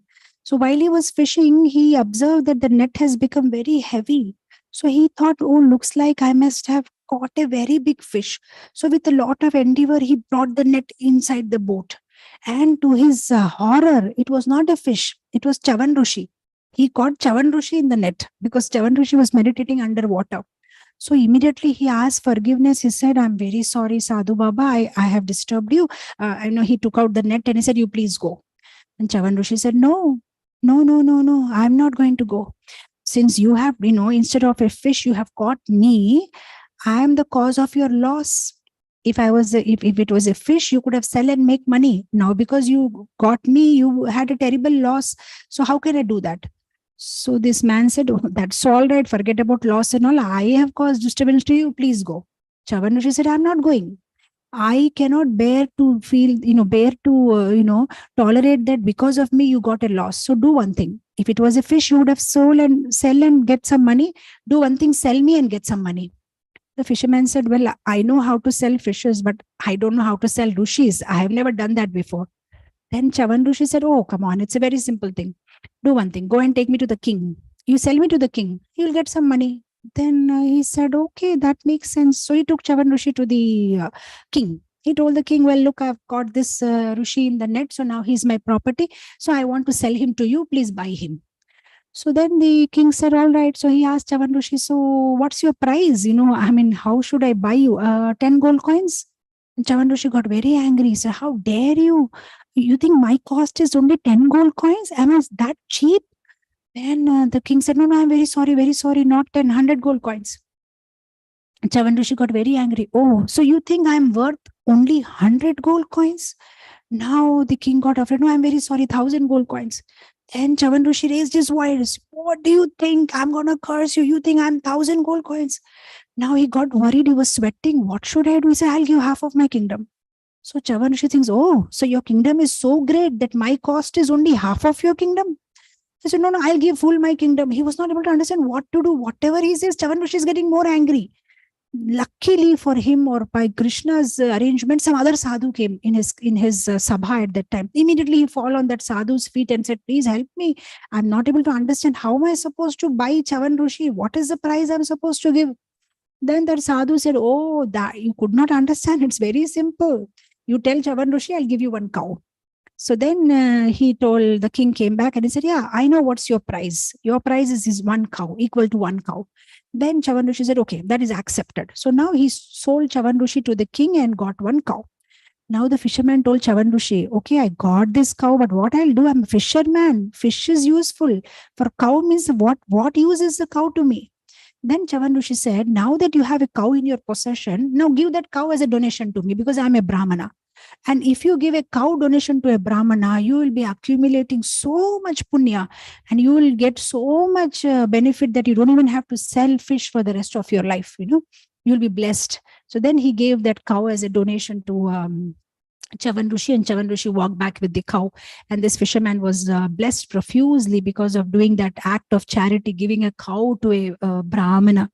So, that was the value of the cows in the Vedic time. Such an important, cows were revered so much and given so much importance. And of course, the sadhus were also so amazing those days that They could never even bear that because of them somebody else should be put into inconvenience. They were always trying to help others and induce them to do pious activities. So the Dwarka is full of hermitages. That means it's a healthy sign. The kingdom is healthy because there are brahmanas who are going to give good advice. And when these brahmanas are present, they will make sure that every citizen engages in the works of charity and follows religious principle. And that way everybody will be happy and live a prosperous life. We'll go to the next verse. The city gateway, the household doors, and festooned arches along with roads were all nicely decorated with festive signs like plantain trees, mango leaves, all to welcome the Lord. Flags, garlands, painted signs, slogans, all combined to shade the sunshine. So it was decorated very nicely. The dwaras were decorated nicely. There were flags everywhere. There were toranas, rangolis, flowers on the street. Everything was so beautiful. There were mango leaves. It was like a special festival. Everything was painted. There was, in purport Prabhupada says, Garuda, Hanuman. They were all there on the painted on those flags. The next verse we will go. The highways, subways, lanes, markets, public meeting places, they were all cleaned, moistened with scented water to welcome the Lord. Fruits, flowers, unbroken seeds were strewn everywhere. So such a wonderful, wonderful welcome. Not only highways, even small lanes were also decorated so beautifully with lots of flowers and fruits and scented water. Like nowadays, if any politician is going to come now, beforehand, they will put that white powder on the road, so poor we are now. But in those days, the king, especially not only for Krishna, even those days, the kings also, they were welcome like that when they used to come back to their kingdoms, scented water and, beautifully they used to be welcome. So coming to the next verse. In each and every door of the residential house, auspicious things like curd, unbroken fruits, sugarcane, water pots, incense, candles, everything was displayed. Actually, carrying of water pots, especially by unmarried girls, is very beautiful way of welcoming the guest. Usually in the Vedic culture, they used to have these unmarried girls carry the kalasha, which is water kalasha, and then behind them the brahmanas, they do the swasti vachana, and that's how the whole procession goes. Elephants and horses, and very beautifully the whole procession happens. And in fact, this pots also, they also represent actually the 14 universes. If you see, even in pujas, we put those pot, they have this white thread which represents the 14 universes, and that coconut which we put on the pot is like representing Brahma, and the mango leaves, which we put below the coconut is like the lotus flower on which Brahma sits. So it's all like a, and that water which is there in the pot is like representing all the holy rivers in the world, So it's all, everything is having a significance, whatever they do this ritual. So everybody is dancing and singing, and very beautiful procession is happening. On hearing that the most dear Krishna was approaching Dwarka Dham, magnanimous Vasudev, Akrura, Ugrasena, Balarama, Pradyumna, Charudeshna, Samba, the son of Jambavati, all became extremely happy. They abandoned resting, sitting, dining. So somebody must be sleeping, somebody must be dining, everybody left everything. Even the elders of the family, like Vasudev or Akrur or Ugrasen, he was an old man. They also came running. They also went and welcomed Krishna. So this was so beautiful, the way they were welcoming him. Next verse. They hastened towards the Lord on chariots with brahmanas bearing flowers. And before them, there were elephants, which are the emblems of good fortune, conch shells, bugles. Vedic hymns were chanted, and thus they offered their respect, which were saturated with affection. So they not only went alone, they took elephants, and it was such a big gala procession. At the same time, many hundreds of well-known prostitutes began to proceed on various vehicles. They were all very eager to meet the Lord, and their beautiful faces were decorated with dazzling earrings, which enhanced the beauty of their foreheads. So even the prostitutes, they were also running. Now somebody may say, how come during Krishna's time also there were prostitutes in Dwarka? Like, why were there prostitutes in Dwarka? So even in those days, what was happening is that no matter, if government has has laid down certain rules, there'll be always somebody who will not follow it. They'll be erring it. Though there are moral codes and conducts laid down, but there will be already always some people who are more lusty. So now for these lusty people, instead of disturbing other people's family or other people's wife or other chaste ladies, they had these arrangements made to satisfy their lust. And here Prabhupada says that it's not about a prostitute or about everybody was, no matter what their profession was, but in their heart of heart, Krishna was their Lord and they had complete attachment for Krishna. So just because they were prostitutes, we can't look down upon them. It was like their destiny. Somehow they were in that profession, but their heart was for Krishna, right? Like I remember this, this story. There was this one prostitute and one Brahmana. When both of them left their bodies, the prostitute, she went to a higher planetary system and the Brahmana was punished by Yamaraj. So Brahmana got very surprised. He said, what is this? I'm a Brahmana. I worship the Lord and all. And I am being punished. And this prostitute has been, sent to the higher loka. So what did she do? Great. So then they gave him a recap of his life. They said, you both were neighbors. So all the time, while you were doing aarti for the Lord, you were meditating on her. You were thinking, oh, see me, I'm so great. I'm doing, Lord, and I'll see that lady, shameless lady. So many men are coming and visiting her. And how is her life? See the music that is coming. Oh, they must be enjoying. So completely you are meditating on her as you are doing puja for the Lord. Whereas that lady, she was completely meditating on you. She was thinking that I'm such an unfortunate person. See what a, degraded my life is. But that pujari, he is worshipping Lord with so much love and affection. Don't know one day when will I get opportunity to worship the Lord like that? Will my life ever be like this? Morning and evening worshipping the Lord, offering the food to the Lord. Such amazing life he has. So constantly she was meditating on the Lord and you were meditating on her. That is why you got this kind of a result. So it's not about the profession. It's about the mindset. Even though they were prostitutes in Dwarka, but in their heart there was Krishna. They loved Krishna. In fact, there is Prabhupada gives in purport the example of Chintamani. The prostitute whom Bilvamangal Thakur was very attached to. And one night, when Bilvamangal Thakur's father expired, so on that night, he hurriedly wanted to go back to Chintamani, and she had thought that maybe today he will not come because he had performed his father's funeral. But he was so attached to her that even one day he cannot live without her. So though it was stormy night and it was raining heavily, he somehow floated on a dead body and reached the house of Chintamani, and he catched a dead snake and somehow climbed the floor and jumped inside the window and finally reached her. And she was shocked and she said, if that much attachment you had for Krishna, you would have go back home, back to God, at the kind of attachment that you have for me. And that one line changed his life when he immediately said, fine, I will go in pursuit of Krishna. And then he becomes Bilvamangal Thakur. In fact, even after leaving her, when he's on his way, he sees a lady with a beautiful hair and he thinks his eyes are a problem. It's making me attracted to the lady. So he goes to that lady and says, Mother, can you give me 2 pins by which you hold your hair? And she very innocently gives the pins, and he takes the 2 pins and he protrudes his eyes, and he says, I don't want these eyes because they are making me distracted from Krishna. And now we are all listening to bhajans by Bilvamangal Thakur, Chauragya, Purushashtakam and Krishna Karnamritam, and so many such books and literature and poems by him. So he became such an advanced devotee because of one line of instruction by a prostitute. So her consciousness was higher at that time that she could give such a wonderful instruction to him. So it was not about who is doing what and what is the external profession. It's about the mindset, what is there in their heart.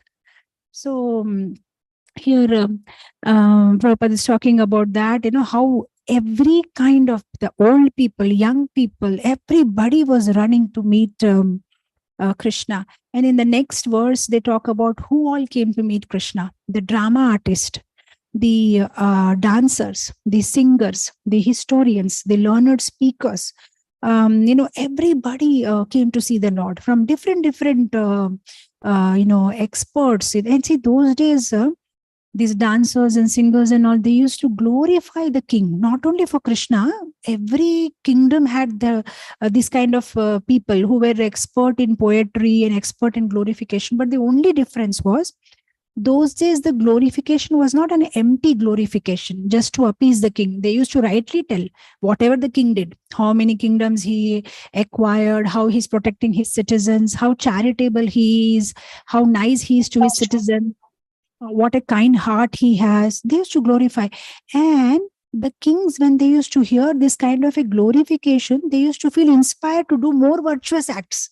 So there was no hypocrisy that, okay, I'll give you some money, keep praising me. No, the kings used to hear carefully what they were praised for, and that used to motivate them to do that work more nicely. Okay, this is what I'm appreciated for, I'll do it more nicely. So that's how the situation was. Go to the next verse. Lord Krishna, the personality of God, had approached them and offered due honor and respect to each and every one of the friends, relatives, citizens, and all others who came to receive and welcome him.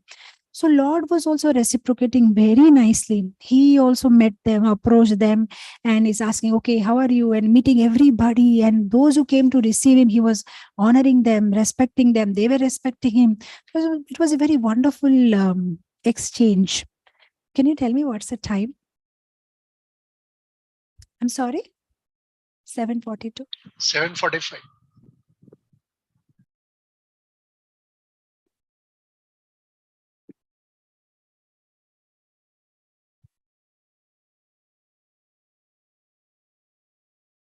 Okay, then we have to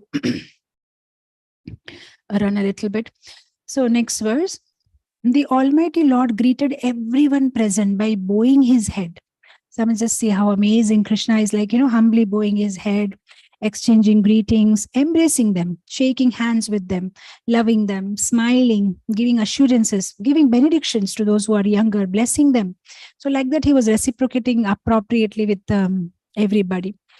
Prabhupada says in the purport that those who are intelligent person will take advantage of this facility offered by the Lord. So what Prabhupada is trying to tell here is, see how Krishna reciprocated with everybody, with those who are elders, those who are younger, those who are equal. So Krishna does not reject anybody. In the last line, he says, no one is rejected by the Lord from the kingdom of God. It remains with the living being to accept this or not. Even a prostitute or a drama artist or an artisan, a dancer, a singer, a old man, a brahmana, a shudra, everybody, Lord is extending his hand and loving. It is up to us. Do we want to accept it? Lord is extending this facility to everybody. So wonderfully Prabhupada is told in the purport. Next verse. Then the Lord personally entered the city accompanied by elderly relatives and invalid brahmanas with their wives, all offering benedictions and singing the glories of the Lord. Others also praise the glories of the Lord. So now everybody first came to welcome the Lord, and now Lord is walking in with them. So all the elderly relatives like Ugrasena and all there, everybody is walking with the Lord. And invalid brahmanas means old brahmanas. They had come with their wives. So now the Lord is looking at them, talking to them, and together they are entering inside the Rajabhavan. When Lord Krishna passed over the public road, all the ladies from the respectable families of Dwarka went up to the roof of their palaces just to have a look at the Lord. They considered this to be the greatest festival. Like yesterday, we were hearing that the ladies of Hastinapur, they all went to the rooftop, and from there they were looking at the Lord, following the Maryada, the etiquette. Similarly, here also the Dwarka ladies, they all went up to the roof, and they were from there, they are looking at the Lord, and they're enjoying this great festival. So Prabhupada says here that there was no artificial equality with the men. Female respectability is preserved more elegantly by keeping the women separate from the men.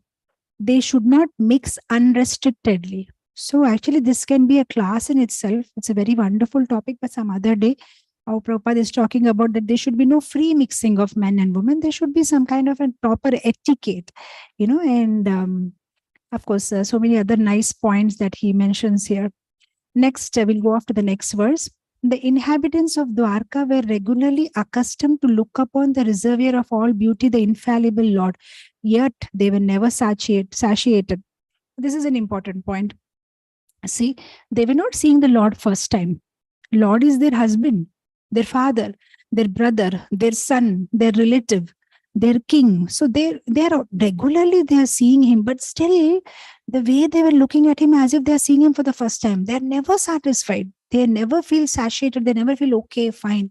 See, even in our normal materialistic life, if a son or somebody comes from the US, for a holiday or something, that 2-3 days will be so much excitement because he has come after 6 months from hostel. All will give so much importance. What should I make for you? What do you like? What this? That's all. After 3-4 days, it's back to normal life. Nobody will bother. But it's not like that with the Lord. They are not satiated or okay, fine, we welcomed you now. For every day for them, it's like a festival. Every moment they want to look at him, they want to serve him, they want to talk to him. They don't get bored in material world, even though we show a lot of excitement, but we very easily get bored of people. Even if it's in case of visiting sannyasis or any leaders also, for some time there is that excitement. After some time it becomes slow. It's okay, I think tomorrow's class I have to miss, I have some other things to do, I'll come for the evening class. That excitement goes down if easily available, somebody familiarity. But here it's not like that, because Lord is familiar. They're like, okay, kal bhi mil sakte hain. No, they are like really excited to see him, and that excitement remains constantly. Next, now the Lord's beauty will be explained from these words. The Lord's chest is the abode of goddess of fortune. His moon-like face is the drinking vessel for eyes which hanker after all that is beautiful. His arms are the resting places for the administrative demigods, and his lotus feet are the refuge of pure devotees who never talk or sing of any subject except his lordship. So now they are saying that the Lord chest, in the chest, who resides? Lakshmi Devi reside. And how is the Lord's moon-like face? It is as if, if you are drinking a pot of nectar, how sweet it will be. Similarly, the Lord's face is like a vessel for the eyes. It's like a netrotsava. They are enjoying by looking at his beautiful face. And his arms, they are like the resting places for demigods. And his feet, they are the refuge of the pure devotees who don't like any other topic. They want to immerse themselves all the time in, in Lord's lotus feet and singing the glories of Lord. In fact, I remember there was this one very famous Tamil commentator on Ramayana. So he had written that in those days in Ayodhya, when people used to see Lord Ram. If somebody wants to explain Lord Ram's beauty to somebody else, they used to say, Lord Ram is so beautiful, so beautiful, so beautiful, just like Lord Ram. So because there was no other word that they could compare Ram with. So they used to say, Lord Ram is so beautiful, just like Lord Ram. Because what should I compare? Nothing in this material can be in comparison with him. So there is this one Lakshmanacharya, one very famous Sri Sampradaya commentator. He says that Lord is so beautiful that when somebody used to look at Lord's eyes, they used to simply keep looking at Lord's eyes. And those who used to look at Lord's nose used to simply keep looking at Lord's nose. So if you go and ask the person who was looking at Lord's eyes, how does Lord's nose look? He will say, sorry, I could not get that much time. My eyes were stuck only on his eyes. So I don't know how his nose looks. Or if somebody is seeing the Lord's shoulder, they are there only. They don't know how Lord's eyes look. So every limb of the body of Lord was so beautiful that the eyes get stuck there.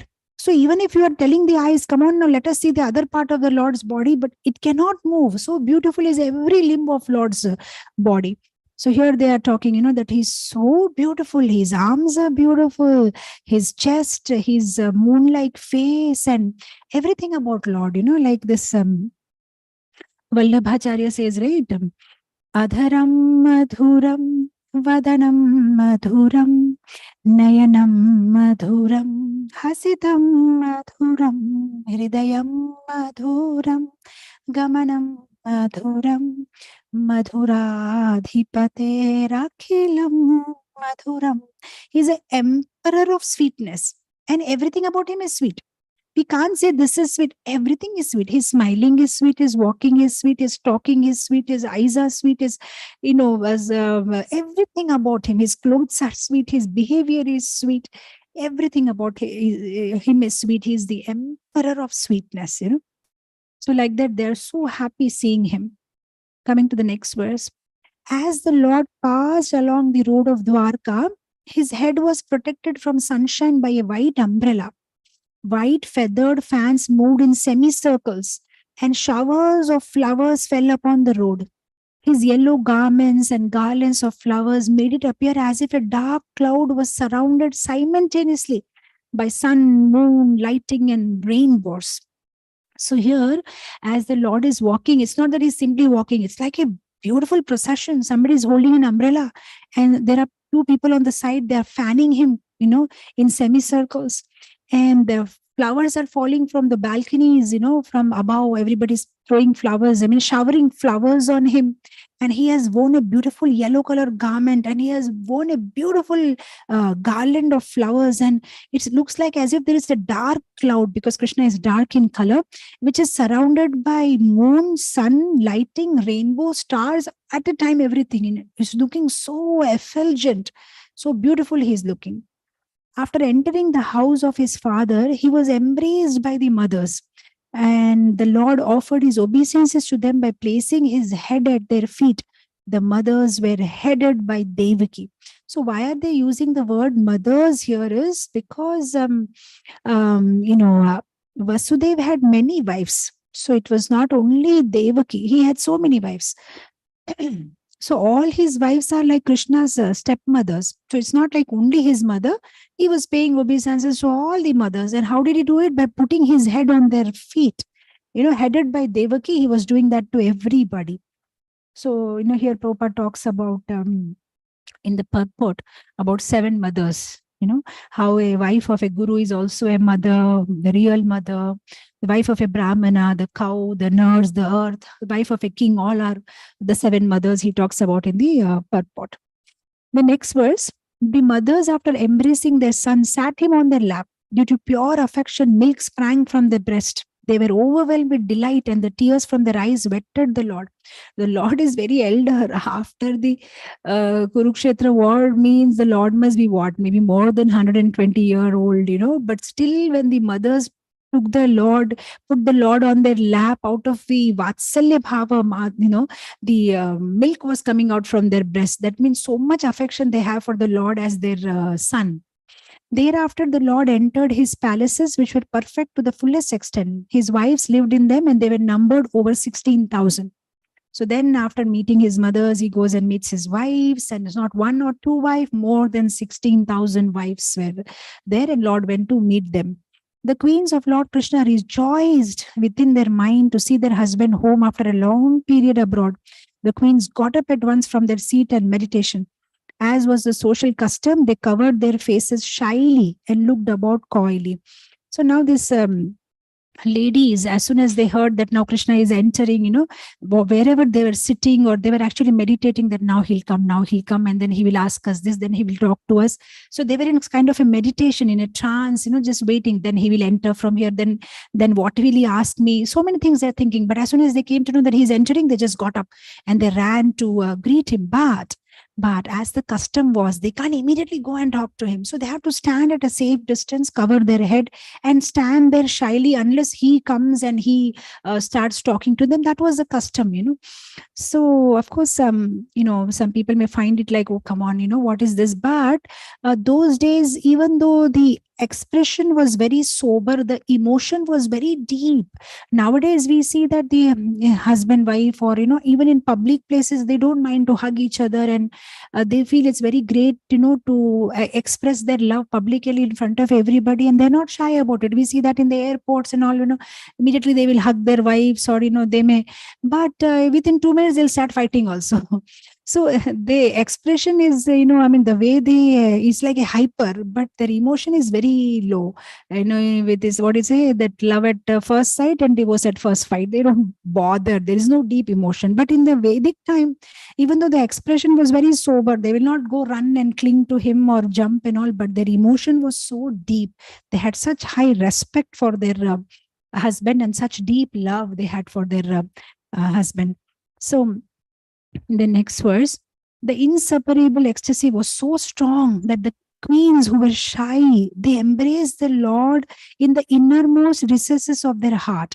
So they can't physically go and hug him, but inside their heart, they are imagining that they are hugging him. And then visually, they are, in the by the eyes, they are hugging the Lord. And then just because now they can't touch the Lord, so what they did is they send their children, okay, go and hug daddy. So that way they are feel like, they are feeling satisfaction. Okay, when the children are hugging the Lord, they feel they have hugged the Lord. So that way they are feeling, happy. So like that, in their mind, with their eyes are embracing the Lord. So actually, the eyes are a very wonderful medium of expressing love, expressing anger. Eyes. In fact, other day I was hearing very interesting thing about different forms of dance. So in that I was hearing that dance can happen through eyes, dance can happen through head, dance can happen through neck, dance can happen through the movement of the waist, dance can happen through the legs, dance can happen with mudras, different mudras, and then sarvanga nritya with the whole body. So I mean, independently also there can be a dance only by eyes, simply by moving of eyes also there can be a dance. So like that, expression of love also, even if it's not like physically, just by the way they are looking at the Lord and the Lord is looking, there is an exchange of love happening. They're very affectionately looking at the Lord with their eyes. Then, although Lord Krishna was constantly by their side as well as exclusively alone, his feet appeared to them to be newer and newer. The goddess of fortune, although by nature always restless and moving, could not quit Lord's feet. So, what woman can detach from those feet, having once taken shelter of them? So, now in this verse, they are explaining the beauty of Lord's lotus feet. They're saying that actually, Mother Lakshmi, her swabhava is chanchala. She cannot sit at one place. She'll be restless. She'll keep moving. But such restless Lakshmi also, because while doing the seva, pada seva of Lord, she gets so attached to the feet that she will not move. She will not go anywhere. She will sit near the Lord's lotus feet only. So the lotus feet must be so beautiful that even Lakshmi Devi, who has a chanchala swabhava, is also not able to move. Then what to speak about Dwaraka queens? Though they have many times seen the Lord and had exclusive time with him, but still now when they're seeing his feet, they're feeling it's something new, as if they're seeing for the first time. So it's like that, in fact, in the Bhakti Rasamrita Sindhu, among the 64 qualities of Krishna, one of the quality of Krishna is Nitya Nutana. Every day Krishna will look new. So nobody can claim that, oh, I already saw him yesterday. If you see, after seeing him yesterday, if you see him today, again you will feel I never saw him before. Oh, this particular hair I did not see. This way I did not see. Something new they will find. So Lord always looks ever youthful, young and new and beautiful. In fact, there is this very beautiful book called Gaur Govinda Archana Smarana Paddhati by Dhyanachandra Goswami. And he says in that book that Lord is always looks like a 15-year-old boy. To be specific, he looks like a 15-year-old, 9 months, 7.5 days. That's how his age is. And Radharani's age is 14 years, 2 months, 15 days. And constantly they remain on that age only. They will never become older or they will never look younger than that. They always remain like that. So we can imagine after the Kurukshetra Yuddha means he must be old man now, but there are no white hairs or, one or two teeth have come out because he's actually a grandfather now with hundreds and thousands of grandsons with 16,108 wife, each having 10 sons, but still looks like a young boy, very beautiful and very sweet smile and looks new as if they've never seen him before. Next, in fact, that is why in the Kurukshetra war also, some of the soldiers died just by looking at Krishna's beauty, because they were so mesmerized by looking at Krishna that they forgot to use the arrows and they forgot how is this sword supposed to be used completely. They're just looking at Krishna and that way they were just leaving their body. And of course, that way they were going back home, back to Godhead. But such is the beauty of the Lord that everybody gets like mesmerized, Next verse. The Lord was pacified after killing those kings who were burdensome to the earth. They were puffed up with their military strength, their horses, elephants, chariots, infantry. He himself was not a party in the fight. He simply created hostility between the powerful administrators, and they fought amongst themselves. He was like the wind which causes friction between bamboos and so sparks a fire. Yesterday we spoke about this verse, if you remember, that just like a fire is caused in the forest by the friction, and that friction is caused by wind, similarly Krishna was the cause, but he didn't participate. Now we may think that, what is this rasabhas? We were just talking about very romantic things. Actually, Krishna is looking at them and they are looking at Krishna, and there is a embarrassing and new air, and suddenly in between, why Sukadeva Goswami is talking about the war, how the war came here. We are already inside Krishna's chambers, and he's talking so interesting things, and suddenly, so why is he doing this suddenly? Is that while hearing all this, we may suddenly go off into our Bollywood level of hero, heroine, and a romantic scene, and the hero is, so he's again warning, excuse me, please come back. We are talking about the Supreme Lord here, who just now finished a war in Kurukshetra, and he was a cause of that war. And so he's again bringing us back time and again, reminding us that we're not talking about some boy and girl, we are talking about the Supreme Personality of Godhead.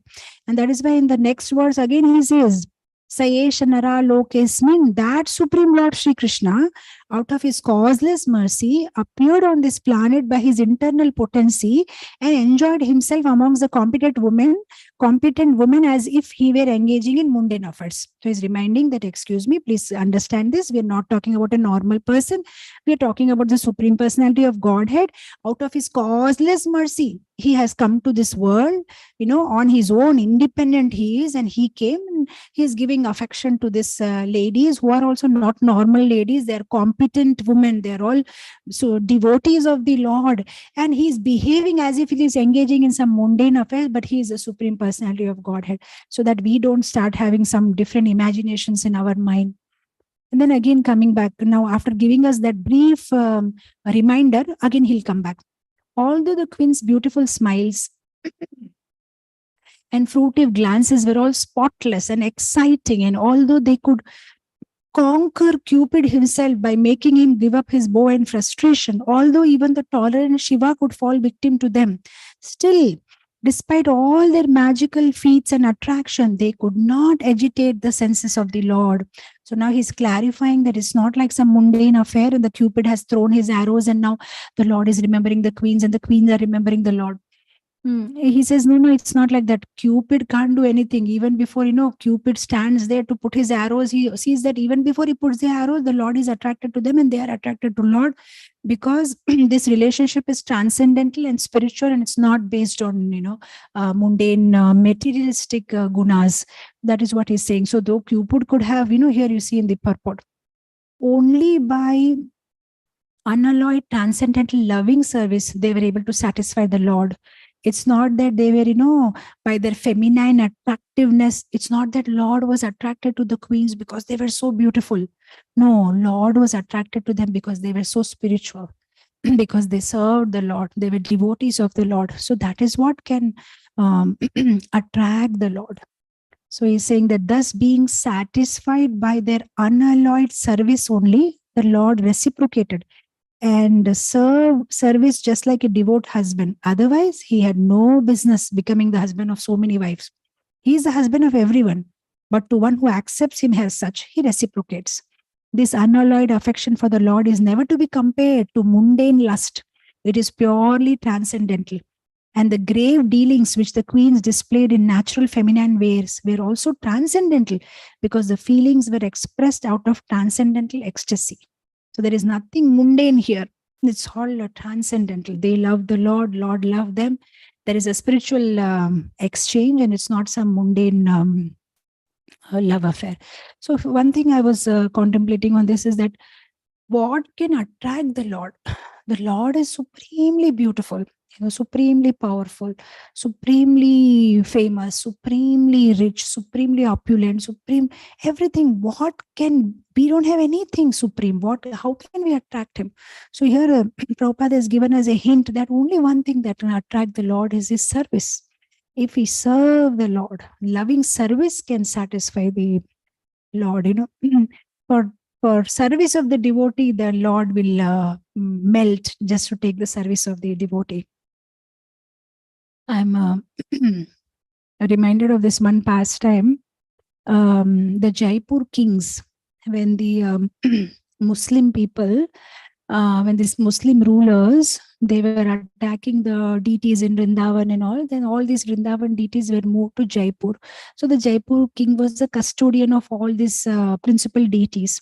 So when the Jaipur king's daughter was getting married, so she told the father that now I'm getting married, so I also want to take one of the deities with me to my father-in-law's house because I'm so attached to the deities, so I want to take them.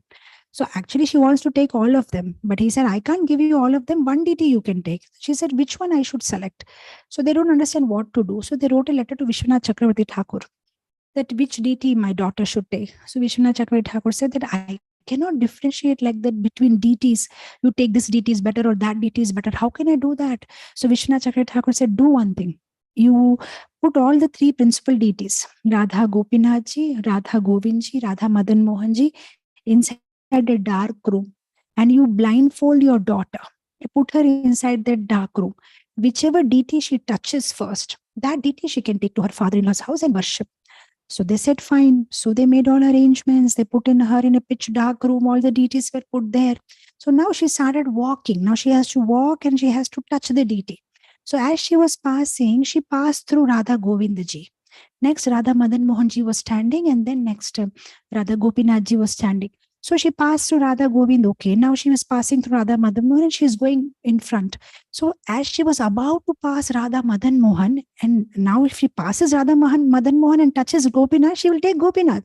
But Madan Mohan wanted her service. So now Madan Mohan got worried that, Arey, she's just going off and she's not touching me. So what Madan Mohan deity did is the deity came a little bit forward and touched her. And because she got touched, okay, I have touched the deity, she hold the hand. And then she opened the blindfold, oh, it's Madan Mohan. Then she took Madan Mohan with her to Karoli. The deities are still there in Karoli and worship there, in a beautiful palace-like temple on the top of a hill.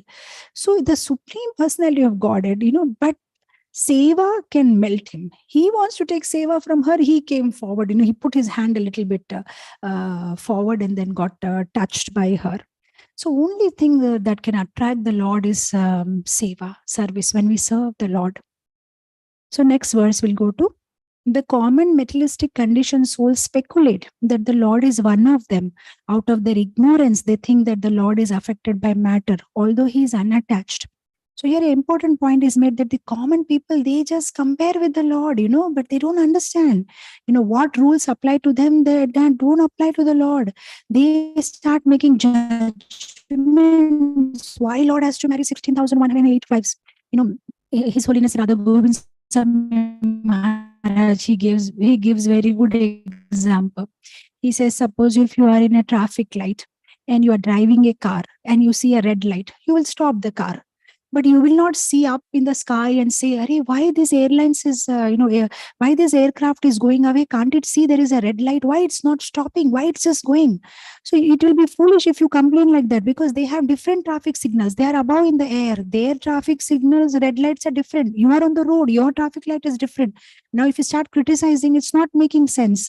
Similarly, we are mortal human beings. Our rules and regulations, our do's and don'ts are different. We can't compare with the Supreme Lord. Why is he marrying, or why is he speaking like this? Why is he doing like this? So common materialistic conditioned soul, they speculate that Lord is one of them, and out of the ignorance, they think that Lord is affected by matter, although he is unattached. So Lord does not get affected, and he doesn't have any law of karma applicable to him or something like that.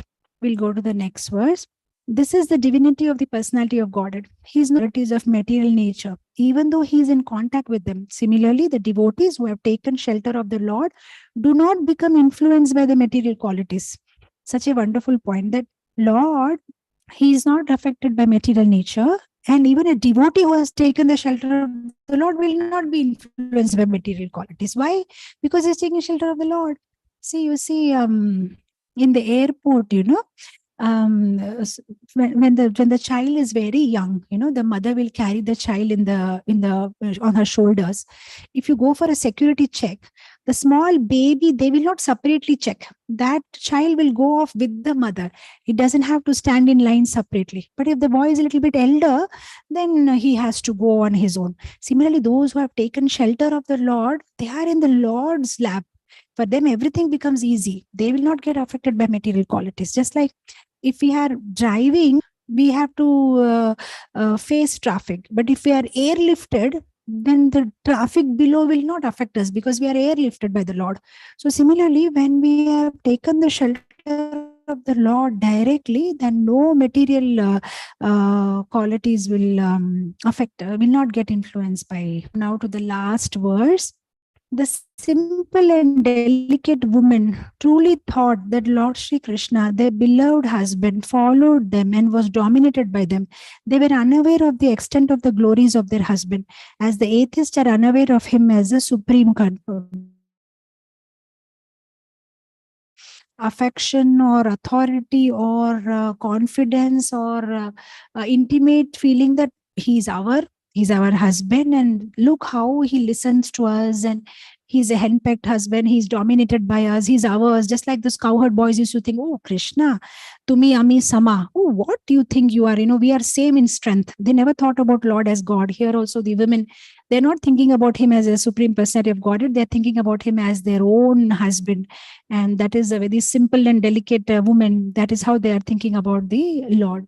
So with this, we come to the end of this chapter, Lord Krishna's entrance into Dwarika.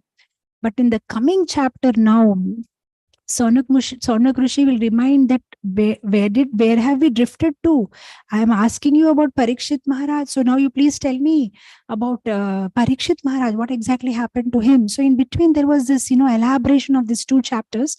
But now again that story will continue. That what happened to the womb of Uttara? What happened to Parikshit? And then there will be explanation about Emperor Parikshit's birth and some other interesting thing, how Dhritarashtra Maharaj will quit home, and these chapters will come in future. So with this, I will end it here. We completed yesterday and today chapter number 10 and chapter number 11, the farewell party and the welcome party, the farewell from Hastinapur and the welcome party at Dwarika. So with this, I'll end it here. Thank you so much, dear devotees. Jagat Guru Srila Prabhupada Ki Jai. Hare Krishna.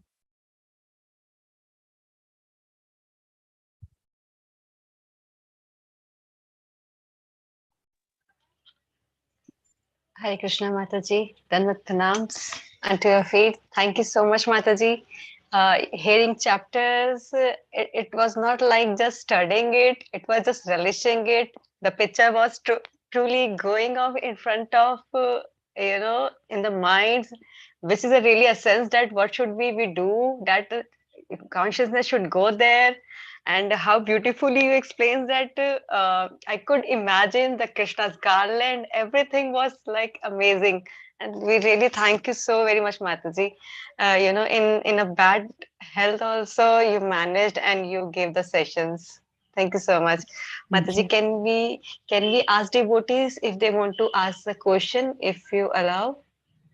What's the time? Yeah, maybe another 5 minutes. Yes. Okay, Mataji. If anybody has question, they can please raise the hand.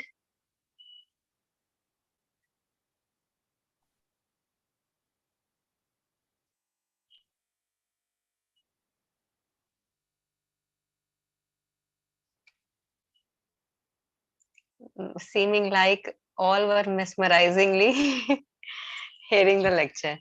Yes, Mataji, we really thank you so much. And Mataji, we request you to please give us your association again. Thank you. Thank you so much. It was equally, a privilege. And, I was very happy also to give this session. And thank you for engaging me in giving this session. And the best thing to do when health is not good is to dive more deeper in Bhagavatam, and you gave me that opportunity. Thank you so much. Hare Krishna. Jai. Srila Prabhupada Ki Jai.